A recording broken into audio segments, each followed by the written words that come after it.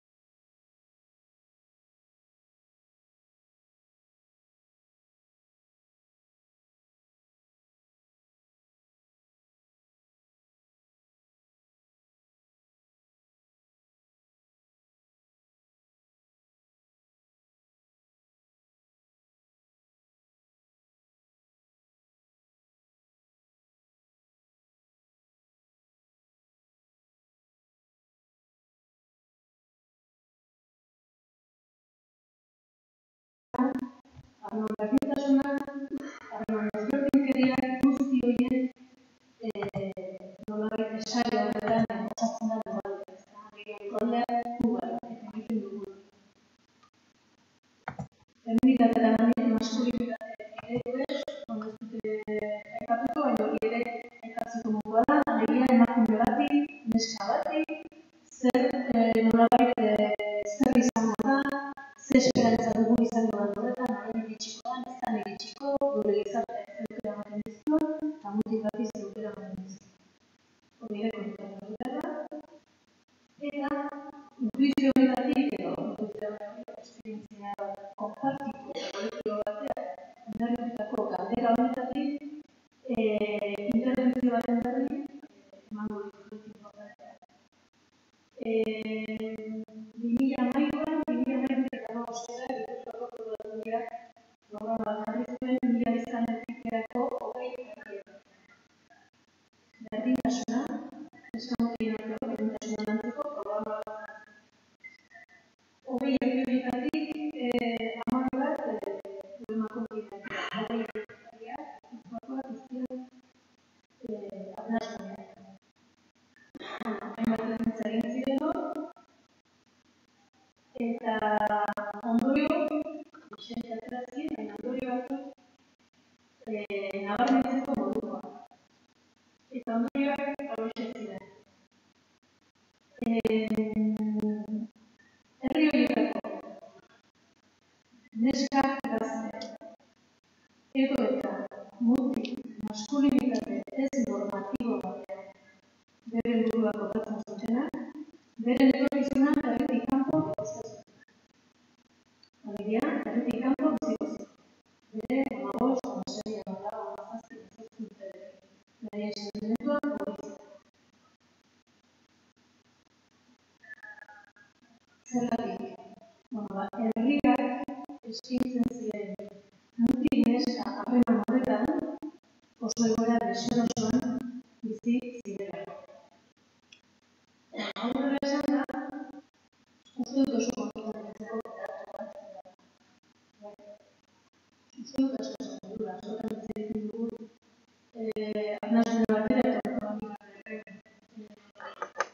Ez eskera du, horrek zer esorita sortuko duen, galdera da, zer esorita sortu duen, eta bera ikatorian horretu interbentzioetan, komunitate bat bizigarri izateko leheneko akuntza jendea egotea da, ez uskutzea, orduan zelekatu dutela, handiko neske eta mutil ez normatibo, herrian sentitzen duten presio batik burua, kanpoan bizitzen usten dute.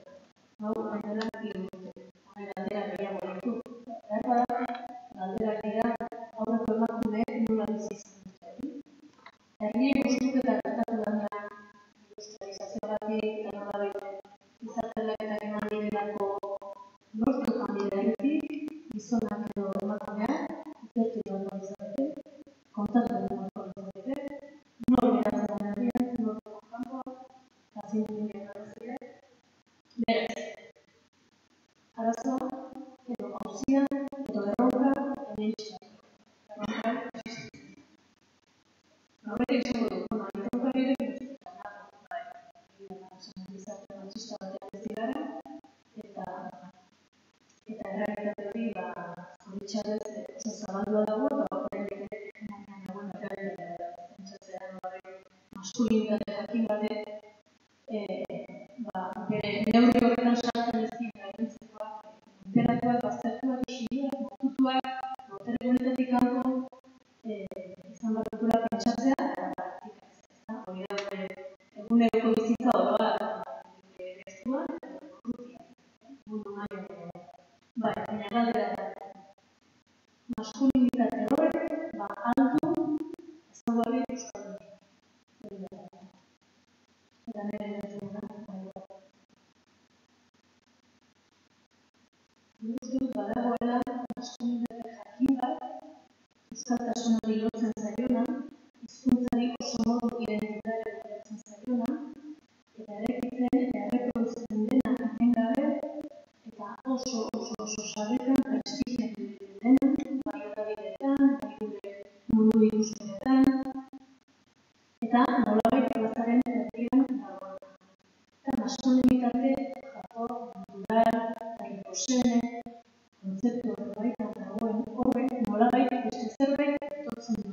beste norbait itotzen du.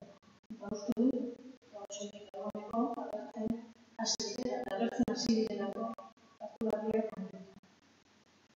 Beraz, galdera bat ez da. Ze hizkuntzatan mintzo da, ze hizkuntzatan eraikitzen da, eta ze identifikazio ematen du hizkuntza horrekin maskulinitatea. Eta identifikazio hori noraino da identitatea. Eta identitate hori noraino da eredu horiak prestigiatua. Maskulinitatearen hegemonia arautzen dezake guztia. Baina badu ezaugarri euskaldunik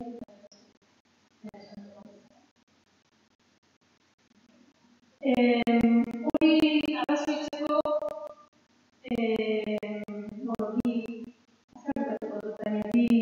bi adar landuko dituzte. Alde batetik Wikipediaren etnografia da. Alegia elkarrizketa batzeak, herrietako Gipuzkoa eta Bizkaiko herrietako neskarekin gaiaren helburua. Eta esango dizuet zer erantzun dioten gaiak planteatu direlako. Adibidez, beraien izena irakurriko dizuet, laugarren informatzailean neska bata, 26 urte ditu, unibertsitate ikasketa ditu, kronokolo txiki baten jaiotako hazitakoa. Eta esaten du, herri txiki horretatik, herri handiago batera eskolara pasatzen denean, nola neskaago bihurtzeko edo bihurtu beharra sentitzen dute beraiek buruan. Ordu arte txandalean egiten dela herria, eta beste herriak izten direnean nola sentitzen duten beharra neskaago izateko. Beste azkera bat, idealizatzen dutekoa, eta guzti existentzia sozial bat. Eta ni galdetzen dira, eta uste duzu mutilek hori sentitzen dutela, eta txikitik handira salto egiten dutenean, eta esaten dut, ez dut uste. Baina ez esango nuke, mutil eredu tradizional horretan, ez ziren atzera geratzen gure eredukoa. Eta borrokatuko zuten, gainera segurenik forumen gertu egoteko. Gure herriko mutilek nahikoa mutil ziren, hiri handiren kristeko. Eta mutil eredu normatibo horretan, mutil eredu normatibo dela da, erikozen faktor gisa gurtzen dugun hori nolabait, geure tradizio oso batean, nazio gixetik eta gerora antropologiak ere nolabait horretatzen du mundu oso bat indarrari lotua, gaur egun mutatzen den beste elementu batzuri, baina indarrari lotua hizkuntzari oso lotua, hizkuntza jakin bat oso lotua, euskalki lotua, gaur egun mutatzen da agerrari lotua, nolabait plaza okupatzeko modu bati lotua, mutil eredu tradizional horretan ez ziren atzera geratuko gure herrikoak. Mutil eredu normatibo horretan indarra eta beste ezaugarri nire herriko mutilek ondo baino hobeto betetzen dituzte. Otxezabetasunak kirola osaria balentia guzti. Orduan, horiek gehiagizko mutilak ziren herriak ziren. Beste zati bat etnografiarena.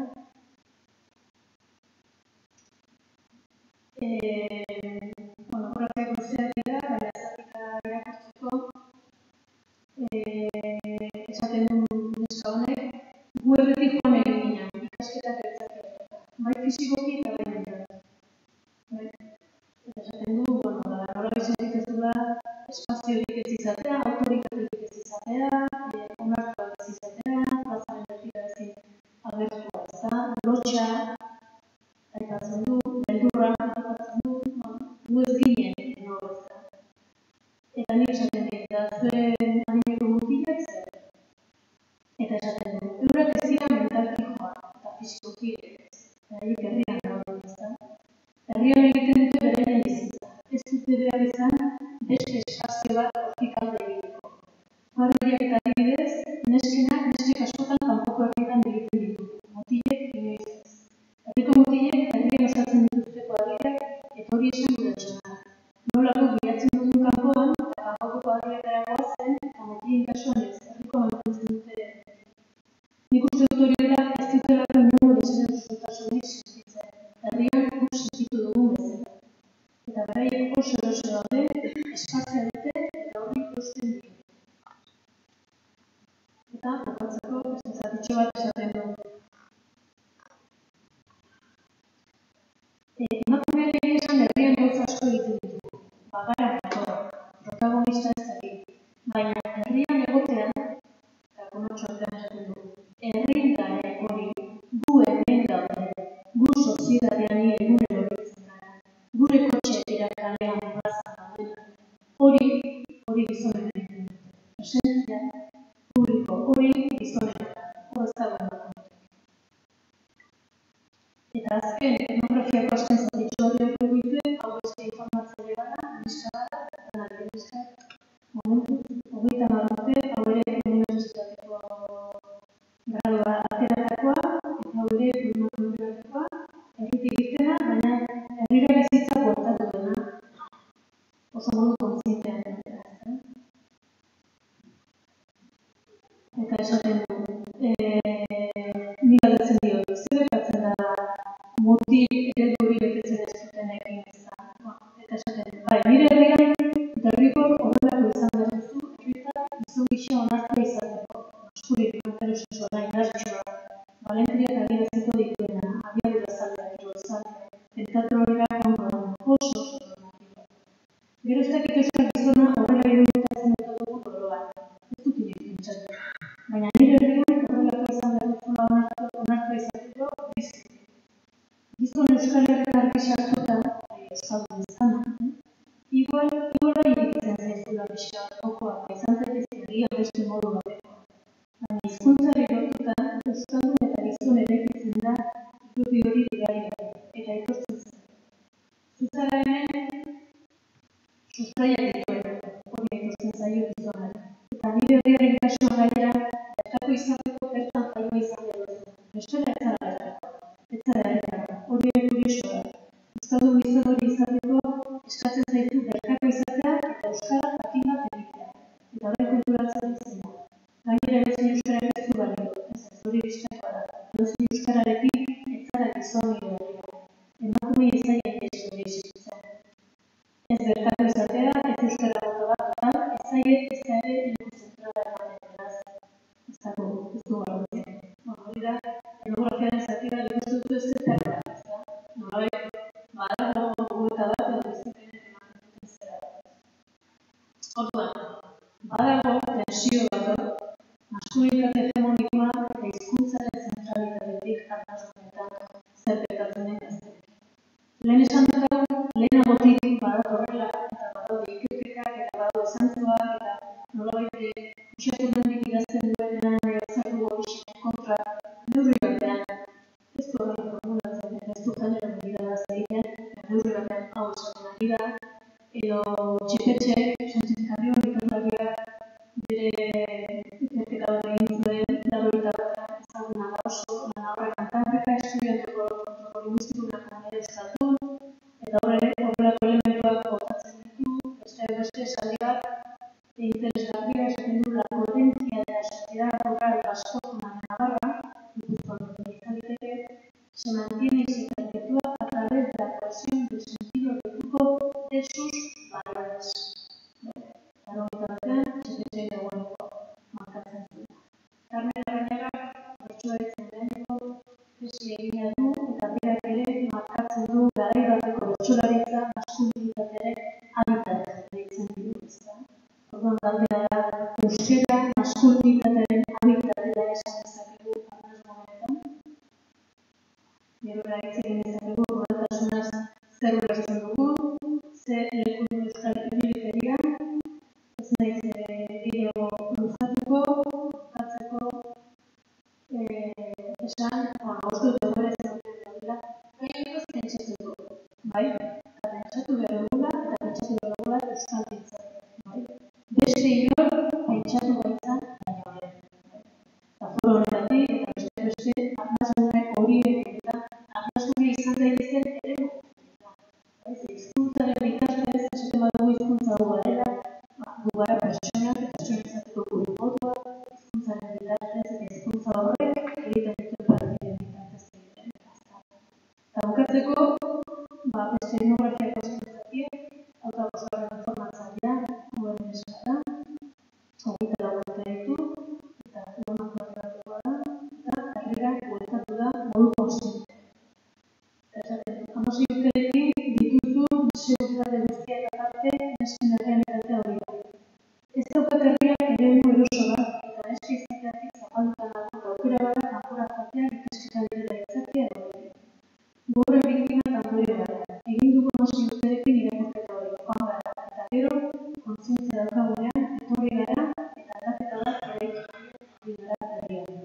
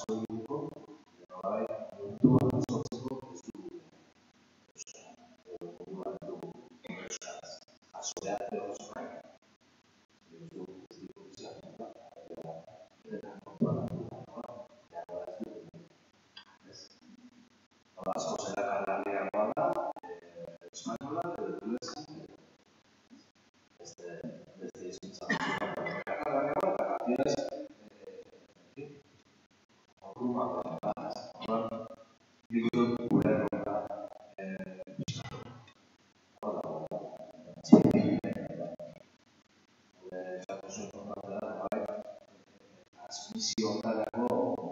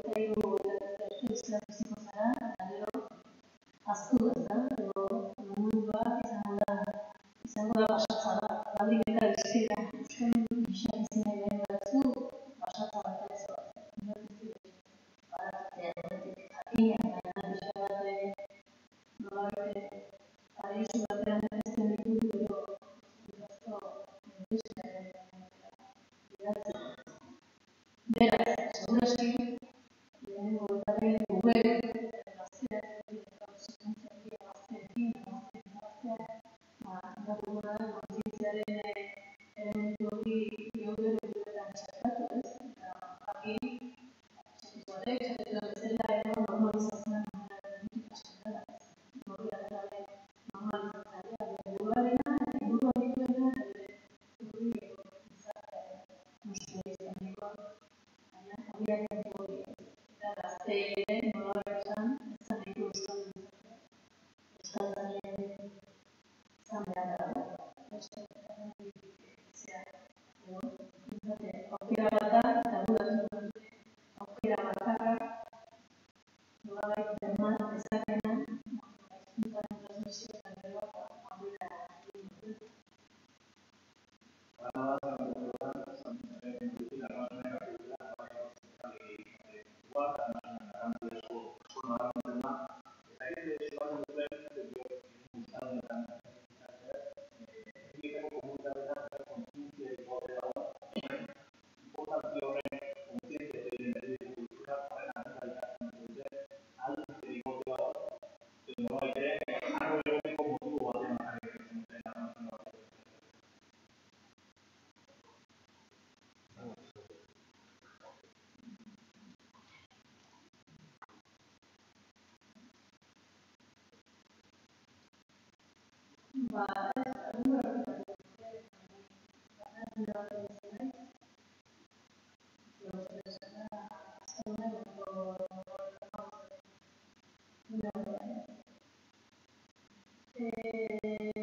Kontzientziarik badago hizkuntzarekin?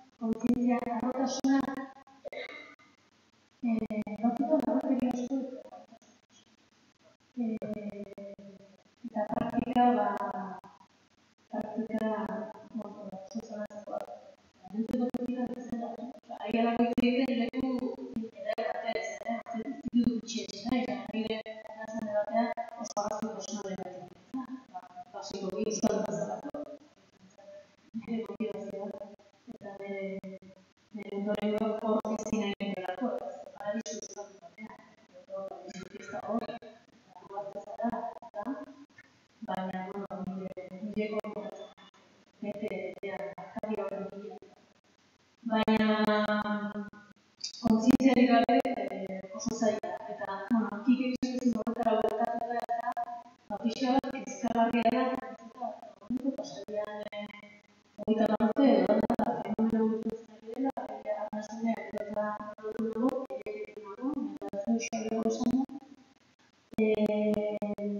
baina benetan dramatikoa da, hor, lehenago ez esku hartu izana, hartu izana, horiek babestu beharraren kontzientzia ez izana.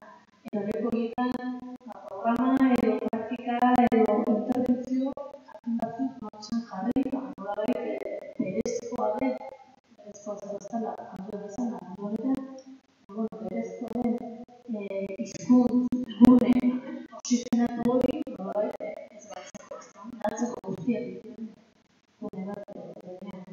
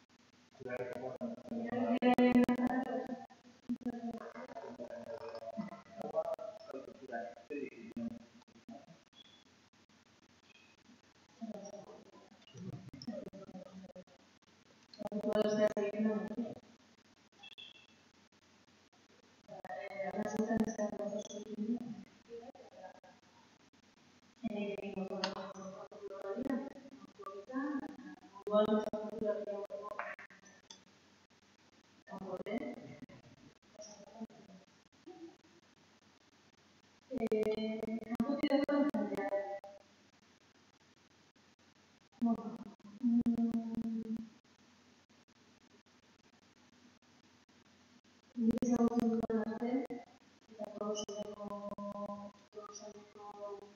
herri txikietan, maitxo gure, kanpotik jendeatzen da, baina ez da dira. Enuke esango, nezatzen da.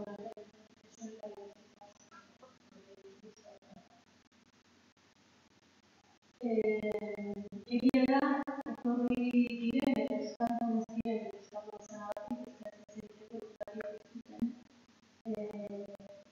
Horiekin harremanetan bertakoak oso garras egiten dugula. Nungo gazen eta kasu askotan, haure ez da orokorra, baina ikusten da, eta ez duan Espainiara zen badakikula demostratu behar. Orduan, badakikula diarti behar hori. Giroaren prozesua da, eta Amazonen gaude, baina prozesua eta pasa ditu eta Amazonen prozesua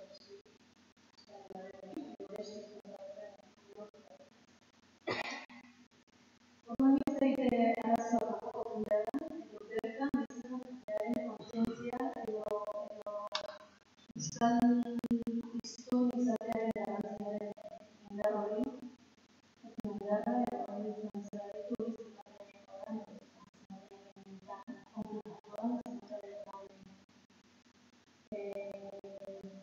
kanpo batza, zenbataren lan kontuatuz betea, zenbataren lan arrisku ikusten dutena, zenbataren lan gure normala dugu eta misenbere gatu du, gaztelera zure semarrak ikasiko duen kezka hori askotan entzunde, eta hori norbait ez dago gaztelera zure semarrak, anzidu, eta estatua jazarrian posita da, eta nola bizkoiek, horako txibian niretzat izan ditut asko, eta fenomeno abiabiak izkira horretzeko ingo indarrik ez da mobilizatzen, baina mobilizatzen nahi dara, eskatzeko nireak hasirik izan eskolan da batean ikasten, nirean gertatu da, ez da horrekin, eta horren arrodia dela, karrera garen, guraso batek izan, bani izan, eskaintzetik eskola zaitaren izan agabe, bezala zerikasiko, eta horreko hori bakarrak egin ditu, baina oso sintomatikoa da, esateko eta egiteko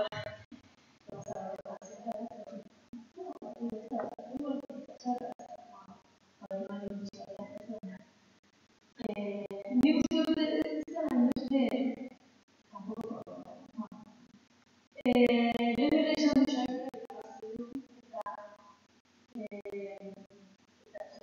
eta esaten zuten, ez da hizkuntza baten ordezkapena ez da haste bertara bizitzen datozen kanpoko berrehunbeste hiztun batzuen bidetik, baizik ordezkapena hasten dela mediku arduratu delako, autoria arduratu irakasle arduratu notaria zagoen arduratu delako, aria boterea arduratu delako, horrek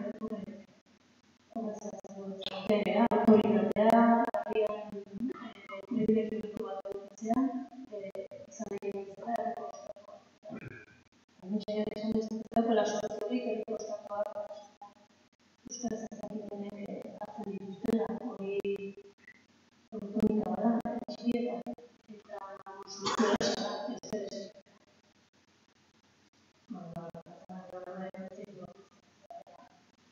Baina, hori problema latza da, gure herriak karnabaka da, mundu eta euskal eskolan hori dagoia, eta horrek sortzen duen dinamika, hizkuntzaren ordezkapenean da erabakia. Ez bakarrik hizkuntza ordezkatzen da, telebistan dago herrika, musika izan den, dana nolabait ezagutzen dugu, noski kasi egoera bortxatzaile, bortxatzen batzuk, sortaraziz, kasi euskalduna izan jendea, Eta behartu.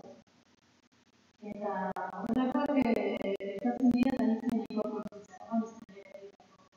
Etxetan hori duten garrantzia. Figura batzuk zer garrantzen duten hizkuntza dinamikak eta laguntzeko eta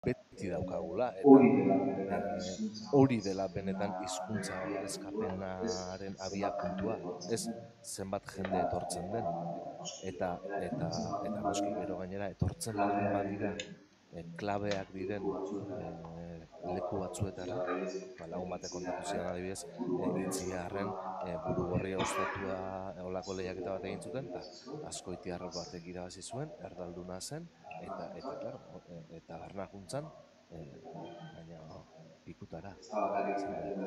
Ez da bakarrik erderaz egiten duzula, baizik eta ekartzen duzun mundua, ez? Zein dan, herriko komunitateari, ez bakarrik hizkuntz komunitateari, baizik eta komunitateari zer ekartzen diozun, eta hola. Eta orain, adibidez, gustora daude, berriro atera dute lehiak.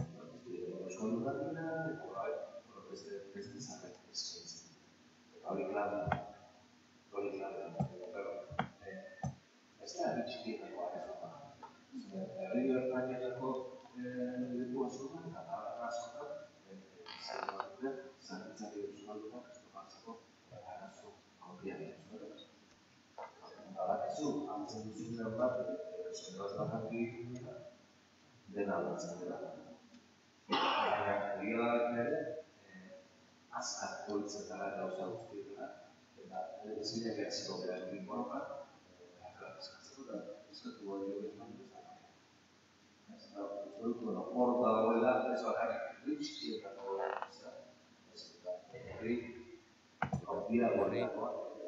haundiagoetakoa ere bai, eta da, berriro ere oso errepikakorra gertatuko dena, baina da kontzientzia. Osea, euskaldun izatearen kontzientzia eta nik hor ikusten dut borrokarik latzena, ez?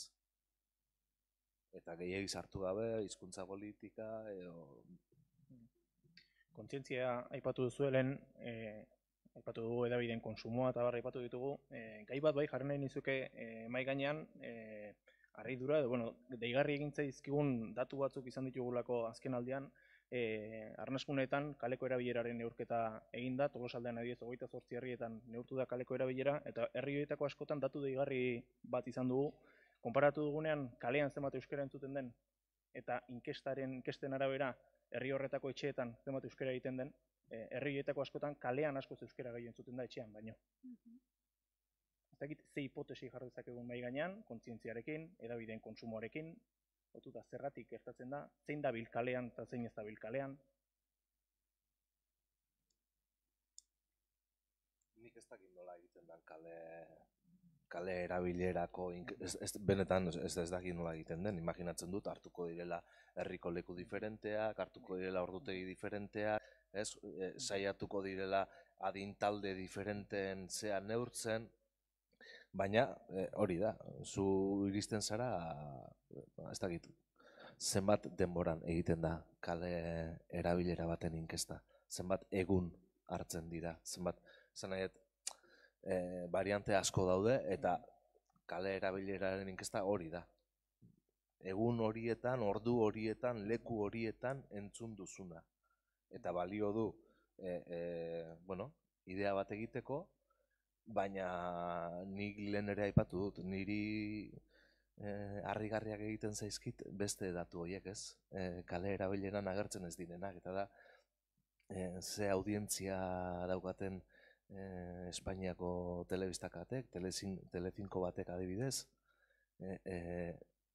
zenbat periodiko saltzen ditu Diario Basko Gipuzkoan, bueno, ez dakit, gauza asko, ez? Berez, Euskaldunak garenok edo egiten ez ditugun gauzak, baina gero, ez?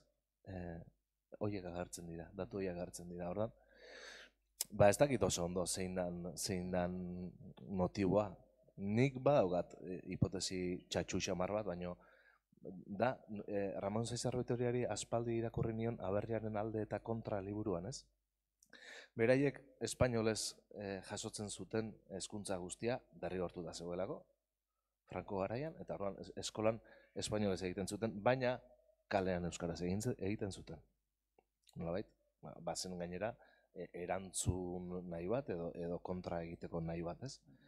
Eta aldiz, orain, eskola, bueno, hezkuntza arautua gehiena, imaginatzen dut, datuak ez dakizkit, baina D ereduan egiten denean, eta arnazkunetan zer esanik ez, gero badago olako kontrako efektu bat. Eta nolabait, hori norma hori denez, ba normaren kontra egiteko zea hori. Eta esango nuke ez dela gainera gazteen kontua bakarrik. Nolabait, helduok ere, helduoi ere etzaigula gustatzen inork guri ezer esatea, eta esatea euskaraz egin behar duzu edo ez dakiz zer, eta horri ematen zaion erantzuna batzuetan dela erantzun intimoa eta esatea, ba nire etxean, nire errepublika independentean inork ez dit aginduko, eta nik egingo dut nahi dudana. Eta bizkat hori dela, edo izan daitekeela zehatako bat, ez? Motiboetako bat. Ez dakit zinan hipotesia nahi soziolinguista, baina pentsatu nahiko nuke, bueno, familietan, herri txiki horietan, edo Tolosaldeko horietan, nolabait, erdera gehiago sartu dela, gero kale erabileran baino, ez? Esate zenuen, datuak. Bueno, pentsatu nahi dute, oraindik ere kalean badagoela presio, oxigeno, pixkat, esateko, bueno, kalea bentsate euskerarena da, ez? Zenbait tokitan, naiz eta gero eta gutxiago den, baina behar bada hori da, eta hori da, Ikearen errepublika horretan, ezkutuan gero aitortzez ditugun gauza guzti horiek egiten ditugu, baina, bueno, kalean igual, oraindik ere badu prestigio puntu bat euskaraz jardutea leku batzuetan. Agian kosmetikoa, baina. Bueno, ordu laurden, lauterditarako galderen txanda irekiko dugu, beraz altxa eskua lasai eta pasako dizuete mikrofona.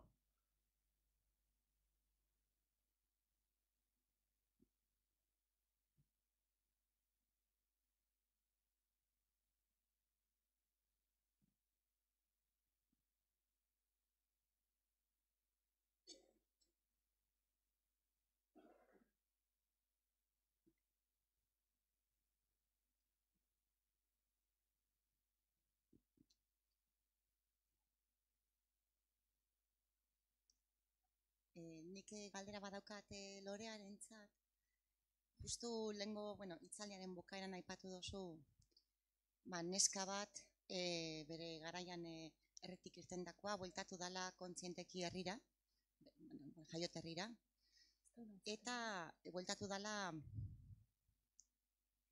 zerbait aldatzeko gogoz. Bai, entzuten da? Entzuten da, bai?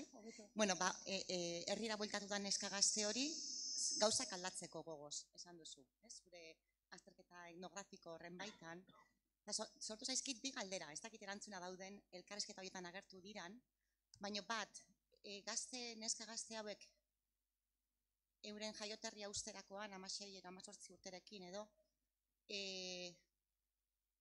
euren herrian bizitzari uko egiten diete bentzet garai batez, eta hizkuntza ohituratan ere aldaketak gertatu dira, herri handira doazenean, dana ia hizkuntza ohituratan ere aldaketa bat bizi duten, ia hori agertu den.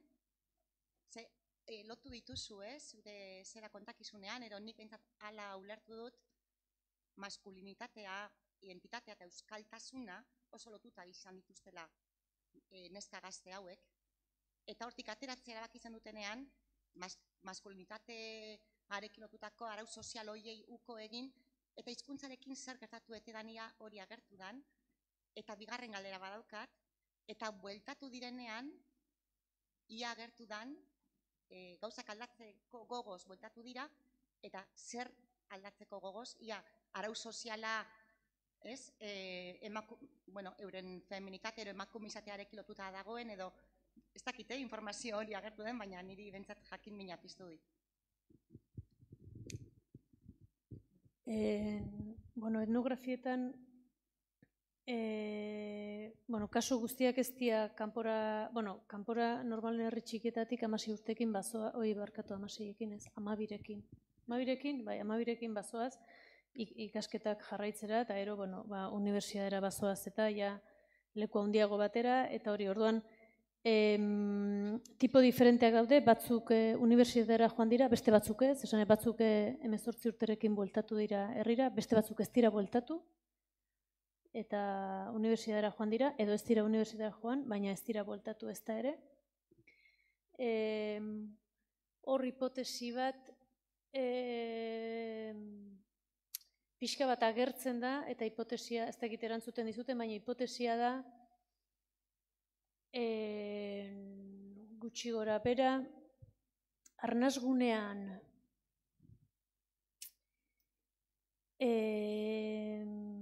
arnasguneak gero eta irekiagoa izateak bi ondorio ditu, edo bi ondorio izan ditzazke. Bat, sexu-genero harremanak, neska-mutilen arteko harremanak berdinzaleagoak izatea, eta horrekin lotuta edo lotu gabe, gaztelerari ere atea irekitzea. Nik uste dut hipotesi hori existitzen dela. Aldi horren kontrako hipotesia da, gero eta arnasgune itxiagoa, sexu-genero harremanei dagokionez, itxiagoa, gotortuagoa, maskulinoagoa, orduan eta euskaldunagoa. Baina, ze preziotan, da galdera. Bestean ere prezio badago,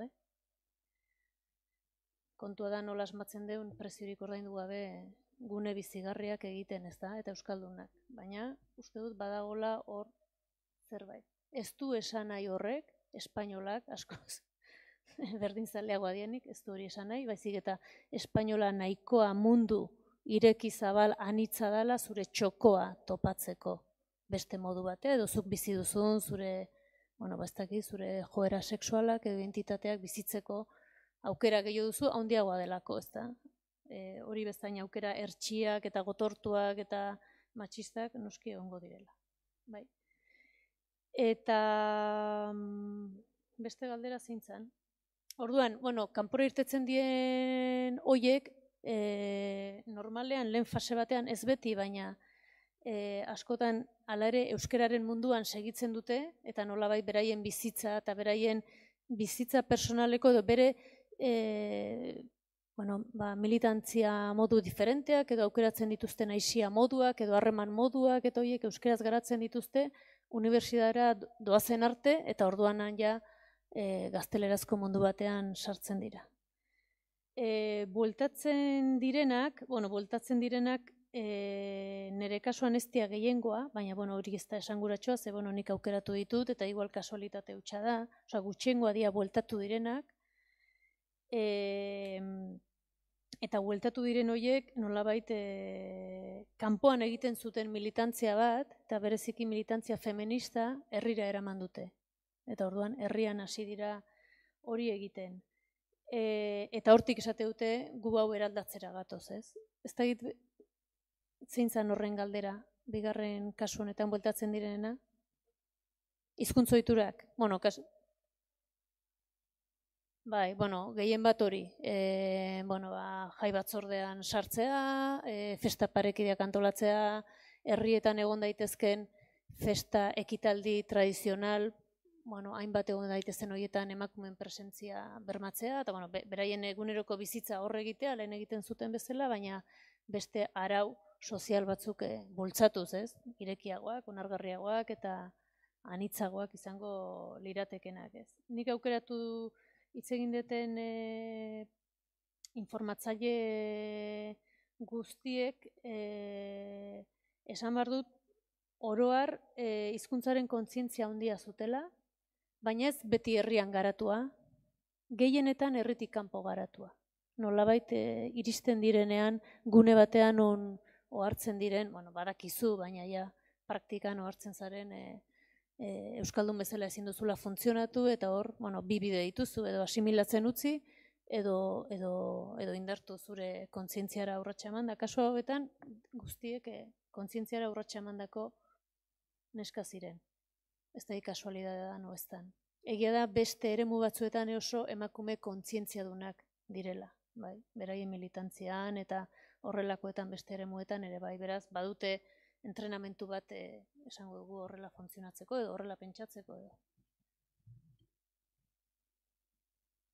Beste alderarik.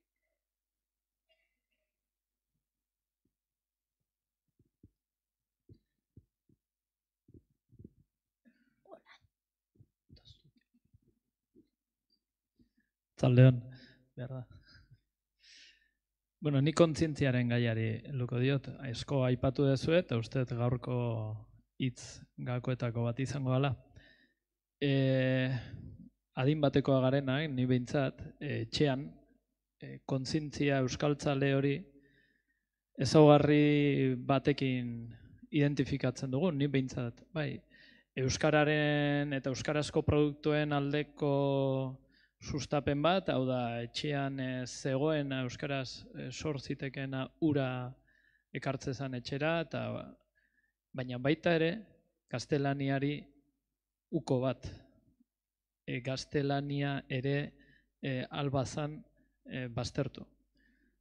Eta hori ez da, nire belaunaldiko hautsik, lehenago ere, eta abertzaletasuna baten ezaugarriare bazan, hau da, sustatu zeurea, baina baita ere gutxitu bestearen presentzia edo ez eman presentziarik, ez? Behin Maialen Lujanbi hori antzeko bide hontatik galdera bat intzioten da esan zuen, berak etzuela kezkarik gaztelaniarekin, ez? Bera gaztelaniaz ere moldatzen zala, ibiltzen zala, zentroan zuelako euskara, ez? Gaur egun kontzientzia horrek nondikan jo behar du, ez? Lasai egon gaitezke nik lankide batek esaten dit literatura asko irakurtzen du eta herri euskaldun batekoa, oso euskalduna eta gaztelaniaz irakurtzen du, eta ez du euskarazko literaturarik irakurtzen. Berdin du Nobel saridunak euskarara itzulita dauden, beretzat ez dira referentziak, euskaraz gaztelanizkoak hartzen ditu. Lasai geratu gaitezke zentroan euskara dugulako eta hala ere praktika erdaldun hori euki. Horrekin etorkizuna dugu, ez da egit, pixka zirikatzear.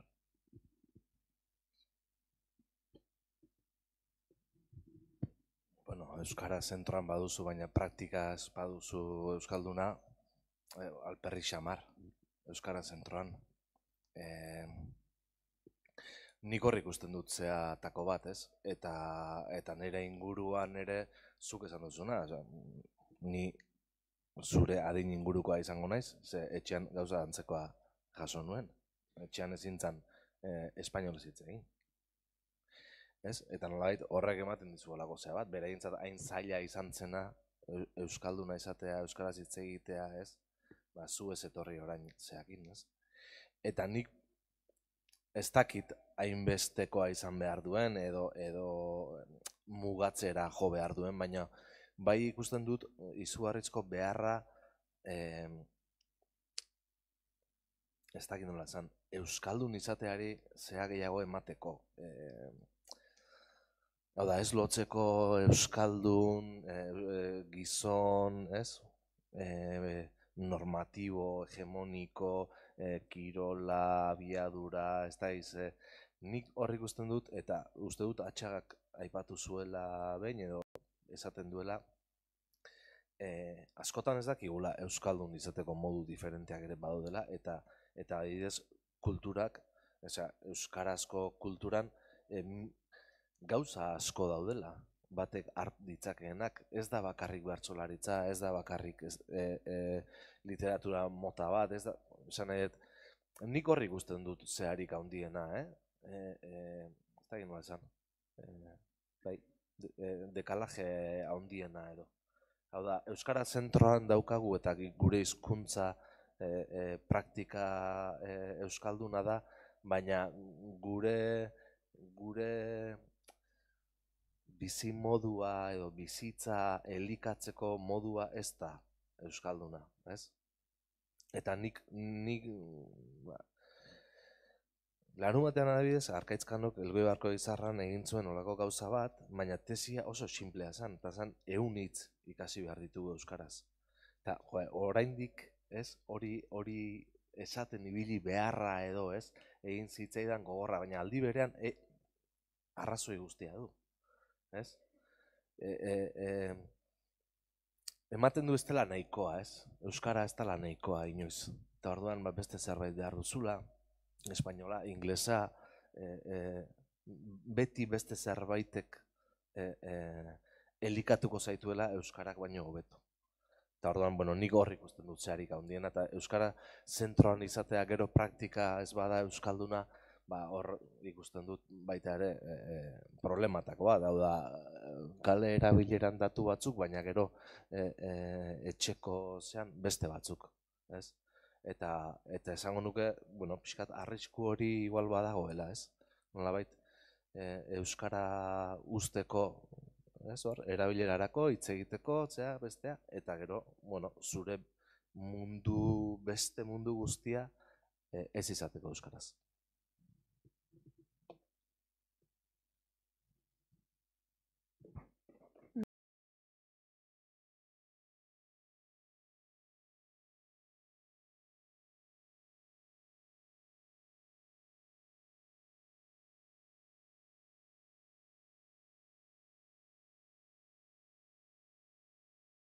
Sortzezan guztiaren arpide duen ginean, eta irakurrik ezan, eta ni beti esaten dut, gure etxean 6 anai arbagea eta gurasoak, eta guk afaltzen nula 6 aurre gurasoak, eta mujikaren hiztegia, eta orduan erabiltzen genituen erderazko hitzak, euskaraz nola esan bartzean, begiratzen genuen gauero hiztegian, eta abiartik aurrera ez dugu platano esango, banana esango dugu. Eta hori genuen, da behin goratzen ez Josia Zurmendik esan ziala, nire gurasoak ezagutzen ditu, eta esan ziala, zure gurasoak euskaltzaletasuna sortu baino lehen euskaltzalea ziren. Ez? Eta, hortik gatoz. Hortik gatoz eta hemen gaude. Eta ondorengoak nora. Ez dakit. Uste dut importantea dela. Arnasgune errealak izan daitezen, arnasguneak geruza guztietan, ez bakarrik ni euskalduna jai naiz, eta kalean, plazan, pilotalekuan, tabernan, ostatuan, beste euskaraz egiten dut, baizik eta ze gehiago. Gaztelerari ematen dizkiodan guzti horiek, euskaratik hartuko ditut, euskaldun izateko modu asko dago, eta bereziki munduan persona izateko modu ederrenak euskaratik pasarazi behar ditugu, eta txarrenak baztertu, txarrenak bestelare baditugu, esan hori danoi sartze zaigu zeatan, orduan hortik ere baliatu behar dugu. Eta nola oala bide asko izan daitezke eta motiboak alik eta gehien elikatu behar dira, nola bait horra iristeko, baina irutzezat azken momentuan beti kontzientziatik abiatuta, beste numaitetik abiatutare azkenean iritsiko bazara kontzientziakin egiten dezula topo, edo kontzientziaren arrazoi batekin ez. Euskara erdian eukitzea zer da? Lujanbiok esango lukeena. Ezagit zer esan izun behak zehazki, baina ez dut bere hautik itzingo, baina euskara erdian eukitzea niretzako da eguneroko bizitza bere geruza eta aspektu guztiekin euskeraz egiteko nolabait erabakia hartzea. Eta hori da uste dut gaur egun Euskal Herrian hiztun praktikari dagokionen existitzen den persona tipo, esan barin badaiteke, persona tipo marginatuena. Bai? Zona, elebidunak deno gara, baina elebidun euskaldunez praktikante izatea da, momentu honetan norbetik esango du gainaz privilegiatua dela, bai noski. Espainolez bizi da, euskeraz badaki, oposiziotara aurkeztu daiteke, beraz, baina espainolez bizi da, hori leku privilegiatu baten zaude, ez? Espainola izan dare, arnasgunetan ere osondo bizi zara, eta beste guztietan ere bai. Problema da, erabakitzen dezunean, nire bizitzako ardatzaren praktikak euskeraz egingo ditut, edo saiatuko naiz. Hor sortzen da, bigarren mailako biztanle baten irudia. Gehiago ere badira bigarren mailakoak, beste arrazoi batzuengatik jakina. Arrazoiak asko dira eta askotan gurutzatzen dira, baina hor sortzen da, eta hori da, azken finean, eskubideen talkara datorren borroka bat, nahi eta nahi ez. Ez baduzu talka horretan sartu, badituzu bizkuntza, hiru ere bai, eta lasai arraio biziko zara ez. Eta gogoratzen naiz, ez zait honekin lotura duen oez, baina arnasgune izatearen euskara, uste dut eremu guztietan, hasita prestigio politiko, kultural, kirolarenean, gure paisaje horretan nolabait, hori dena, emango digutena, kulturan, hezkuntzan, lanean, eremu guztietan, baina bentsa bai, eukitzea nolabait marko bat, ispilu bat, norbaitek esango duna, autoritatea duna, nik euskaraz hitz egiten dut, hemen, han eta Txinan, ez da. Eta horregatik naiz persona bat, nahi zuzen. Eta aipatu ziaten, uste dut gainaz prentsan ere irakurri nuela, Azpeitian okerrezpan hau, omenaldi bat egin zitzaiela 50-60 hamarkadetan kanpotik etorritako jendeari, eta herrian bertan txertatu, eta pentsatu nahi dut euskaldun du, edo beraien seme-alabak euskaldun du, seguru baietz, eta nolabait omenaldi bat egin zitzaiela, ez da? Nolabait euskal komunitateak, edo autoktonoek eskertza bat egiten digu kanpotik etorri eta bertan integratu direnei, eta iruditzezat oso ekitaldi ederra dala, baina iruditzezat beste ekitaldi bat ere, omenaldi bat ere egiteko gaudela, eta dala herri honetan elebakar izan, eta alegia gure atxonamonak, erderaz etzekiten hoiei ere aitortu behartzaiela zerbait ez, eta esan behar digula gure buruari ere, ez da bakarrik oso ona garela, kanpokoak edo datozenak hartzen, eta izan behar garela, eta gainaz euskaratik pasaraztea beste erremediok ez dugu bestela. Hementxe bukatuko da gurea, baina hortaz gainera gu ere, eta gure aurrekoak ere, etorri zirela, hartu zituztela, eta bizi izan zutela, hizkuntza ordezkapen bat, eta bizi izan zutela, kanpotik etorri zien nahiek, bizi izan zituzten baldintza gogorrak, laboralak, herritik kanpora joan beharrak, gizarte berri batera etortzeak, suposatzen duen sufrimentu guzti hori bizi izan zutela, baina hemen zeuden elebakarrek ere sufrimentu handi bat bizi izan zutela, dudarik gabe, eta horren ondorio gu ere bagarela ez. Esan nahi dute, zentroa beti alimentatu behar da, eta beti eduki behar da oso garbi zein dan zentroa, eta zer dago zentroan, eta nor gaude, eta nor ekarri nahi dugu, eta nola ekarri nahi dugu, ez.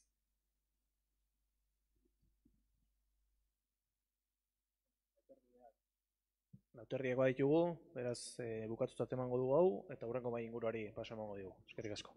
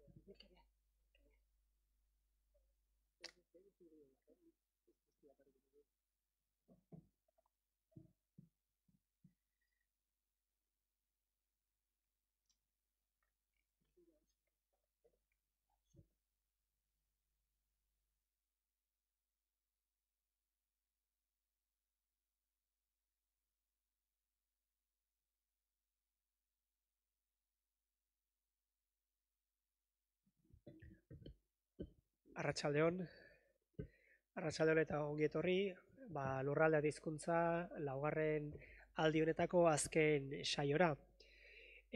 Saio hau egituratzerakoan, pixkat aurretik jorratutako edukiak kontuan hartuta, prisma desberdin bat, ikuspegi desberdin bat eman nahi izan genion, eta ikuspegi berri hori landu nahian, mai gainean gai bat jarri nahi izan genuen, ez dakidana heterodoxoa den, edo batzuentzat behar bada aspaldiko gaia izango da, baina berritasun punto garrantzitsu bat duena, 2018an gaudelako.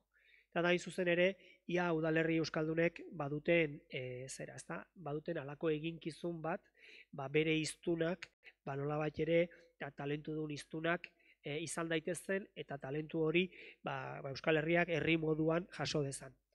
Saio horren inguruan eta saioa osatzerakoan, hirugarren gonbidatua falta dugu, bagenuelako industria alorreko persona ezagun bat etorri ez denez eta argitaratu ez denez bere izen ez esaten hasiko, etorri ezin izan duena, geroztikan ibili gara beste batzuei tiraka, tartean oraintxe Donostian gastronomikan dabiltzan berrikuntza chef euskaldun beto batzuk, ere ezin izan dut etorri, beraz, Xabier Amuriza, eta Miren Elgarrezta eta Xabier Amuriza ditugu gurekin, eta behar bada, aurkeztuko izkizuet oraintxe, baina aurkeztearekin batera, neukan alako azalpen txiki bat prestatua gaia kokatzeko eta aipatu egingo dizuet, ezta?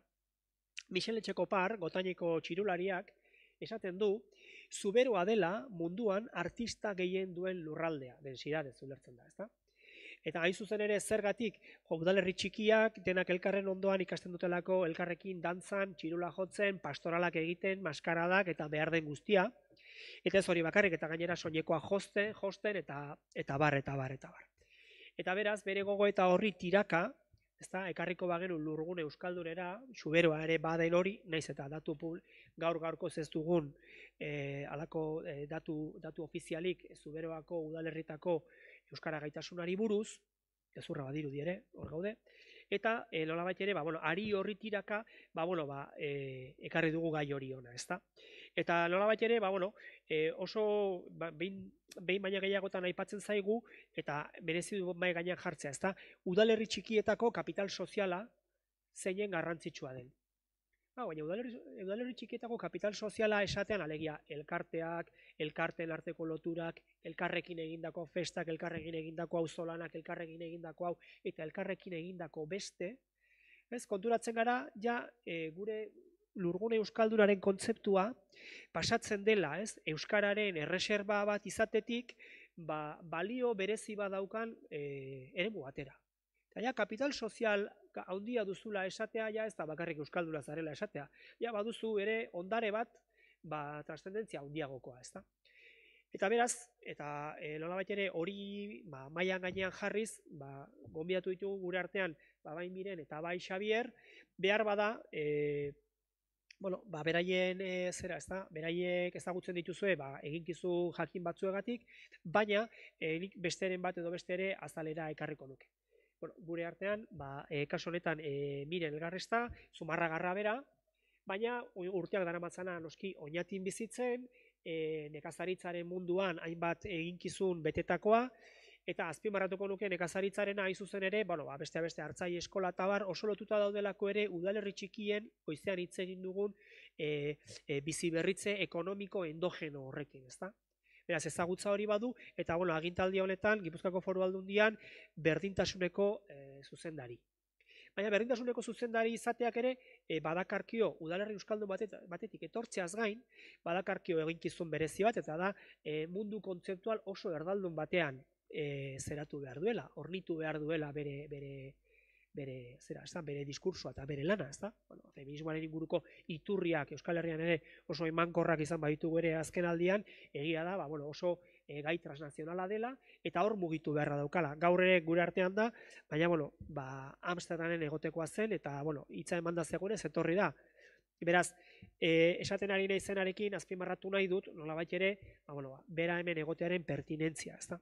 Eta bigarrena, Xabier Amuriza, behar bada, ezaguna zaigu, bertso munduan egin duen ibilbideagatik, baina nik ezagutu nuenean, olako jardunaldi baten antolatzaileen bilela, hain zuzen ere izan zen, euskarazko ikusentzunezkoak itzultzen ibilia zelako, eta tartean, geroztikan, euskal kulturaren zutabe edo eduki bihurtu den, dragoi bolak. Eta Itanoan gainera, itzultzen zituen, horrek ere bere burua usteak eman zizkio Xabierri, baina, manga, marrazki bizidunen mundu kontzeptuala, edo hainbat ikusentzunezkoena, beste hizkuntza batetikan, euskarara ekartzeko lan hori bete behar izan zuen, eta beraz, leiho hori zabaldu euskaliztunei. Leiho hori zabaldu euskaliztunei, eta bere euskaltasun horrek, kasu honetan etxanoarra edo etxanoztarra izan da, etxanotarra izan da, nolabait ere, bere euskaltasun hori baliatu behar izan zuen, begira zertarako eta euskaldunei munduko leiho hori zabaltzeko, ezta? Piskatola frikia izan da, esango dut, manga kulturaren leihoa euskarara Xabierrek zabaldu zuela. Beraz, anekdotario alde batera utzita, uste dut, badirela bi persona kasu honetan aski ibiliak, talentuaz eta lurgune euskaldunaz hitz egiteko. Eta horren arabera, pixkat gidoiari jarraituz, galdera bat egingo diet, biei, eta elkarrizketa moduan eramango dugu, beraz, ez da hitzaldi luzerik egongo hemen. Eta galdera batekin hasiko litzateke, ezta? Eta ia, zuen iritzian, arnasgune batean sortu eta persona moduan hasi izanak, izan alduen eragin baikorrik ibilbide profesionalean. Eta kasu honetan galdera personala da, ezta? Eta hala bada, zuengan bakarrik izan duen, hala inguruan ere somatzen duzuen halakorik. Beraz, lehenengo galderatik, ezta? Saio honen ardatza mahai gainean. Izan du, eraginik?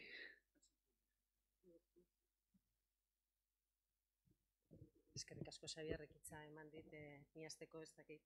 Ondo entzuten da? Gerturatu. Orain ondo entzuten da? Bueno, galdera bota du eta nik uste dut pixka bat eta galdera horri erantzuteko, testu ingurua aipatu du, Zumarragan sortua naiz, eta arnasgunetik edo arnasgune kontzeptu honetan eta arnasguneak ditun ezaugarritatik nik uste urrundu egiten dela Zumarraga. Bertan sortua eta egia da azkeneko 25 urte hauetan eta oinatin bizi naizela. Jaio nintzen puntu hortan, esan beharra dago, Espainiar etorrera masibo bat egonkortzen hasita zegoen Zumarragan, eta Zumarragari beste herri askoi bezalaxe sekulako erronka baten aurrean eta bere euskara, bere euskalkia eta mantentzeko nahiko aleginak egin behar ziren garai hartan, eta esan beharra daukagu nire haurtzaroan eta nire nerabetasunean Zumarragan entzute zen berba soinua gaztelaniaz konposatzen zen, neurria handi batean. Eta ia nire bizitzaren zati esanguratsu bat edo Zumarragan edo kokatzen dut. Arnasgunea aipatzen dugunean, hala eta guztiz ere, eta trebentzia espada, bai pentsatzen dut eta Zumarragan bai aurkitu genuen gure arnasgune propioa, eta arnasgune hori familiatxean edo nolabait jaiotetxean eta murgiltzen zen, eta zorrotzagoa izango banintza, erabat edo fokoa jarriko nuen edo nire amarengan. Nire ama niretzako eta permititzen badezute arnasgune unitatea bera izan zen. Berari esker, ze benetan maiukia bezalaxe egunero esaten zigun zenolako garrantzia zuen gure euskara maitea edo konserbatzea, bizkaitarra zen, Gipuzkoan baten eta hala ere aitu egiten zen bizkaieraz, eta bizkaieraz ikasi genuen. Baina egia da, etxetik kanpo, erabat gure soziologia guztiz gaztelaniaz eta blaituta bukatzen genuen eguna. Hala ere, nolabait kontzientzia hori, eta oso kontzientia izan naiz nire bizitzaren ibilbidearen osoan, euskal hiztuna banintzela, eta zailtasuna nolabait garatu izan dut. Gero nire bizitzaren azkeneko zati esanguratsu batean, azkeneko 25 urte hauetan, bi herrien artean garatu dut, lehenengoa bizilekutzat hartu dudana, Oñati bera, eta oñatiar batzuk hementxe ere badaude, eta bigarrena Azpeitia bera, lanlekua bezala, urte desente, hain zuzen ere, landa eremuaren nire ibilbide profesionala zati haundi batean, Azpeitian eta lanlekua egonik, nolabait, bien artean, bi arnasgunen niretzako oso potenteak izan dira, eta hoiei esker nolabait, nire euskara, hiztegia, esamoldeak, eta hori junda denboraren poderioz, aberazten, eta momentu honetan euskaraldian gaudelarik eta aprobetxatuko dut baita ere, nolabait lortu dute bi herri hauen artean ago bizi bat edo erabat ni bilakatzea, ez? Eta hori oso importantea da. Ibilbide profesionalari dagokionez, nik pixka bat bi espaziotan banatzen dut, ibilbide hori, lehenengoa dudarik gabe landa eremuan garatu izan zana, eta ikusten detena da, naiz eta arnasguneetan, etengabeko arnasguneetan, eta nire ibilbide hori egin, nolabait lortu egiten zan bi perfil ezberdinetako pertsonen arteko harreman oso aberatsa. Alde batetikan baserritarrekin eramaten nun praktikamente denbora gehien, eta zen nolako perfil diferentea zen, nire aldetikan zenbat hiztegi teknikoa erabili behar izaten nuela, eta baserritarrena antzinako samoldeak edo antzinako zenbat objektuk edo zenbat ekintzak, baserriarekin lotutako ekintzak izen diferente niretzako ezezagunak zirela. Beraz, iruditzen zait, zentzu horretan, aberastasun handia badela. Eta bigarren zatian, oraintxe Gipuzkoako Foru Aldundiaren eta espazio publikoan murgiltzen naizen denboraldi honetan, iruditzen zait, baita ere ekarpen oso garrantzitsua egiten diogula gure komunitate osoari, lurralde osoari, arnasguneak diren herrietan eta bestetan ere, hartzen dugun erreferentzialtasuna. Esan beharra daukagu, lurralde elebidunean gauden hontan, nolabait baita ere akzio positiboak ere egin behar ditugula, bi hizkuntzen artean dauden aldeak nolabait berdintzen joateko.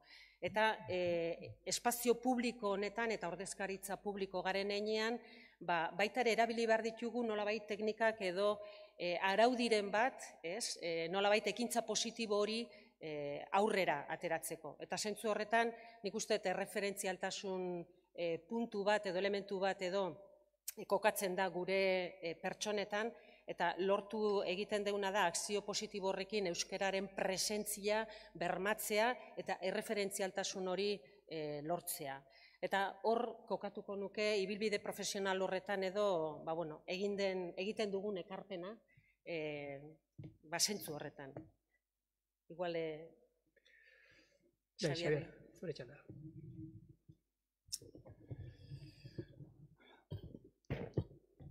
Arratsaldeon eta ongi etorriak esan dugu hasieran, baina ongi aurkitua zaren gu etorri gara eta zuek hemen zendeten. Beraz, saiatuko gara zuen egotea bizigarri izan dadin. Nik ez dakit gaio hauen inguruan gauza handirik ekar dezakedanik, baina dituzu jaten, hitz egiteko gauza bana izela pentsatu nuen eta etorri egin naiz. Eta arnasgunea esatean, gure herri txikiak eta arnasguneak eta kontestu horretan, mailak eta bat egin nahi nuke, neurea pertsonola eta orokorra ere bai. Herri txikiak zeintzu dira. Txikiak, ni neu, Etxanon, jaio nintzen, eta Etxano orduan, herri txikia zen, naiz eta lurrez handia, gero Amorbi eta Etxano Zornotza bilakatu zen, herri txikia zen, baina niretzat Etxano mundu handia zen. Zeren badago beste kontzeptu bat, batzuk, sortua gara eta gure arrazgunea izan da ez bakarrik herri txikia, baizik mendia. Kontzeptu ezberdina da, eta nik goitik, menditik ikusten nuen Etxano, eta iruditzen zitzaian mundu handia. Eta nire lehenengo liburu propioa hain zuzen izan zen menditik mundura. Alde batean ikusten nuen goitik Etxano, niretzat mundu handia, eta ikusten nuen Zornotza. Zornotza niretzako zen mundua. Eta hangoian, mendian, arnazgunea dena zen, arnazgune. Dena nuen arnaza. Nire urtzaroa arnaza singuraturi joan da, eta arnaza horretan animaliak, txoriak, lurra, dena hor zegoen. 10-11 urtera arte, hor eskolara joan etorriak, baina hangoian. Gero seminarioa 11 urterekin arnazgunea intelektualki behar bada baina emozionalki itogunea gehiago izan zen. Baina oporretan, etortzen nintzen etxera, beraz, udan atzera berriz mendira. Eta gura zen ez bakarrik arnazgunea, baizik nire askagunea, askatasun gunea. Eta hori 24 urtera arte. Eta mundua, Etxano, goitik ikusten nuen, eta Zornotza pixka berago gauza handitzat. Orduan, nire baitan, nire gogoan, mundu hori dago, eta gizaki guztien, gizaki kontziente, zentzudun guztien gogoan egongo den bezala, haurtzaroa da, gure baitatik sekula alde egiten ez duen mundua. Eta norabe joaten garenean, itzultzen gara haurtzarora, edo pasatzen gara haurtzarotik, edo etortzen zaizkigu, haurtzaroko sentimenduak errepikatzen dira, eta gogoratzen gara haietaz. Eta gizaki baten eta kontzientzia baten izaten nagusia oroimena eta identitatea bada, ni zerbait sentsazio bat orain sentitzen dudanean, identifikatzen dudanean, hau berdina sentitu nuen 5 urte nituela eskolara ninduala, zuhaitz bat edo adar bat edo sustar bat ikusten dudanean, ura, sentitu nuen ura, berdina bada, orain ura eta ni berdina gara. Beraz, bitarte guztian izan da hor, nortasun bat, ni bat, kontzientzia bat, eta hori da niri intelektualki eta emozioz ere pozik handiena ematen didan sentsazioa. Ni naiz ura naiz ni eta bitarteko guztia. Eta ura gabe ezin naiz inora joan ez ibili. Beraz, nire sorrera oso goian izan zen, oso goian eta bakartadean, 2 edo 3 basarrian, baina oso sakabanatuak, eta 10-11 urtera arte, nik eskolatik aparte, erdi bakarrik eman nuen neure bizitza, baina bakarrik alde batera bekaitzez, inbidiaz, behan ikusten nituen mundu horien inbidiaz, baina beste alde batetik, neure burua libre eta arnazez beterik ikusten nuen, eta nire haurtzaroa ona izan zen bere urritasunean, ederra izan zen bere urritasunean, eta ura da gorderi daukadan sentimentua bizitza guztian zehar, eta beti izango dut, haurtzarua, edo Zumarragan, edo Lazkaun, edo Azpeitin, edo Balean, edo Kalezuluan, hori dela gure mundua beste variazio posible batzuekin, gero joan direnak eta etorri direnak, baina beti itzultzen gara batez ere sentimentuetan ara. Nire zorrera beraz hori izan da, eta hain zuzen nola zan baitut menditi mundura izan zela nire lehenengo lana, bertso eta poesia moduak, hain zuzen gaur bidale diot bati, orain 51 urte idatzi nuen edo 52 urte, eta poema bat zen hain zuzen pinua. Ni pinuaren zibilizazioa naiz. nire arreba bat pinuak eskondu zuen. Nire naia bat ere bai.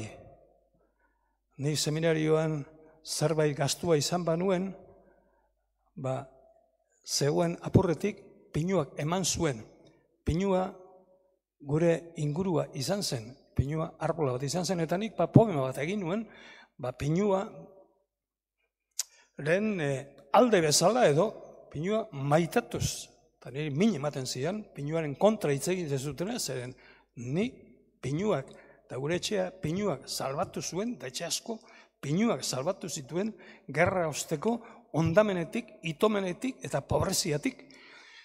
Eta orduan, oso gogor, eta horrelako poema bat egin nuen, eta hain zuzen, orain pinuarekin dugun arazo honekin, hain zuzen poema hura honela bukatzen da, eta gero Gipuzkoako diputaziotik eskatu zidaten aldizkari baterako, eta jakin zutenik pinuari buruz egin nuela holako pinua defendatzen bezala, eta hori harrigarri, eta arrezkero hartu monak izan ditut, Gipuzkoako arduradunekin, aldundikoekin, eta eskatu zidaten, bai, oso ondo, eta erderari itzuli, eta hor aldizkari baten agertu zen, da arrezkero harreman egin ditu. Eta poema hori ondela amaitzen zen, gaur hain zuzen horietako bati, bialdi dira mezuan erantzunez, bidali ona. Poema hori ondela amaitzen zen.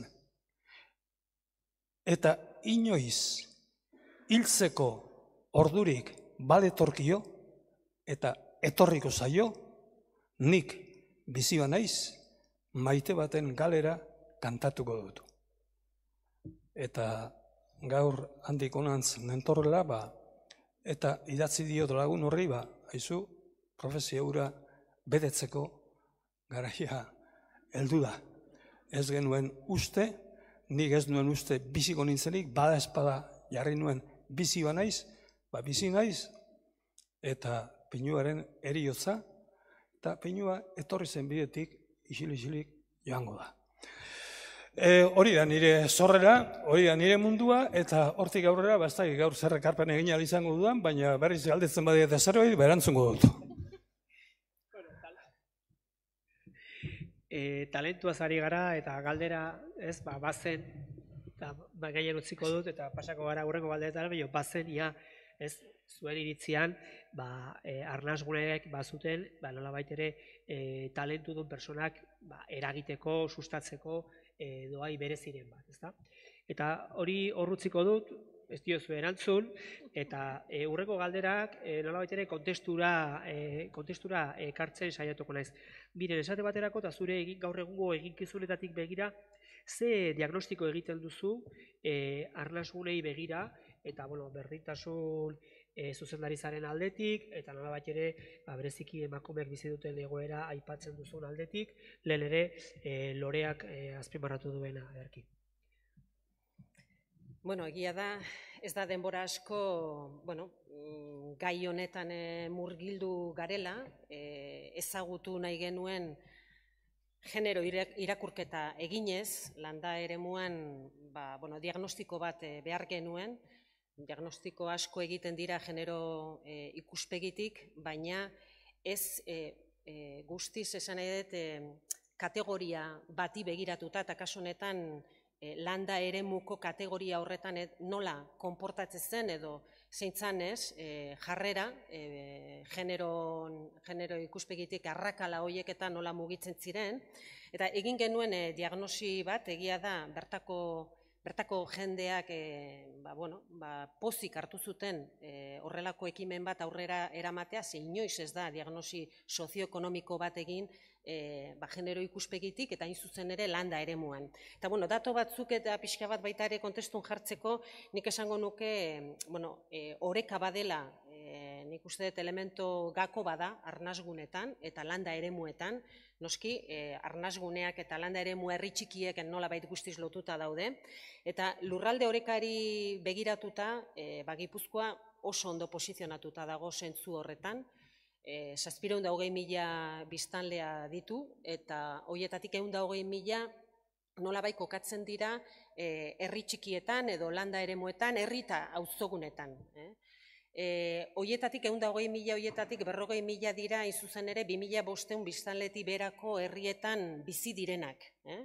Eta ez hori bakarrik kopurua, agian txikia dirudiarren, nolabait hartzen duten estaldura edo lurraldearen estaldura handia esanguratsua da, 154, ia 150, 40.000 pertsona horiek hartzen dute. Netzako datu horiek oso importantia da.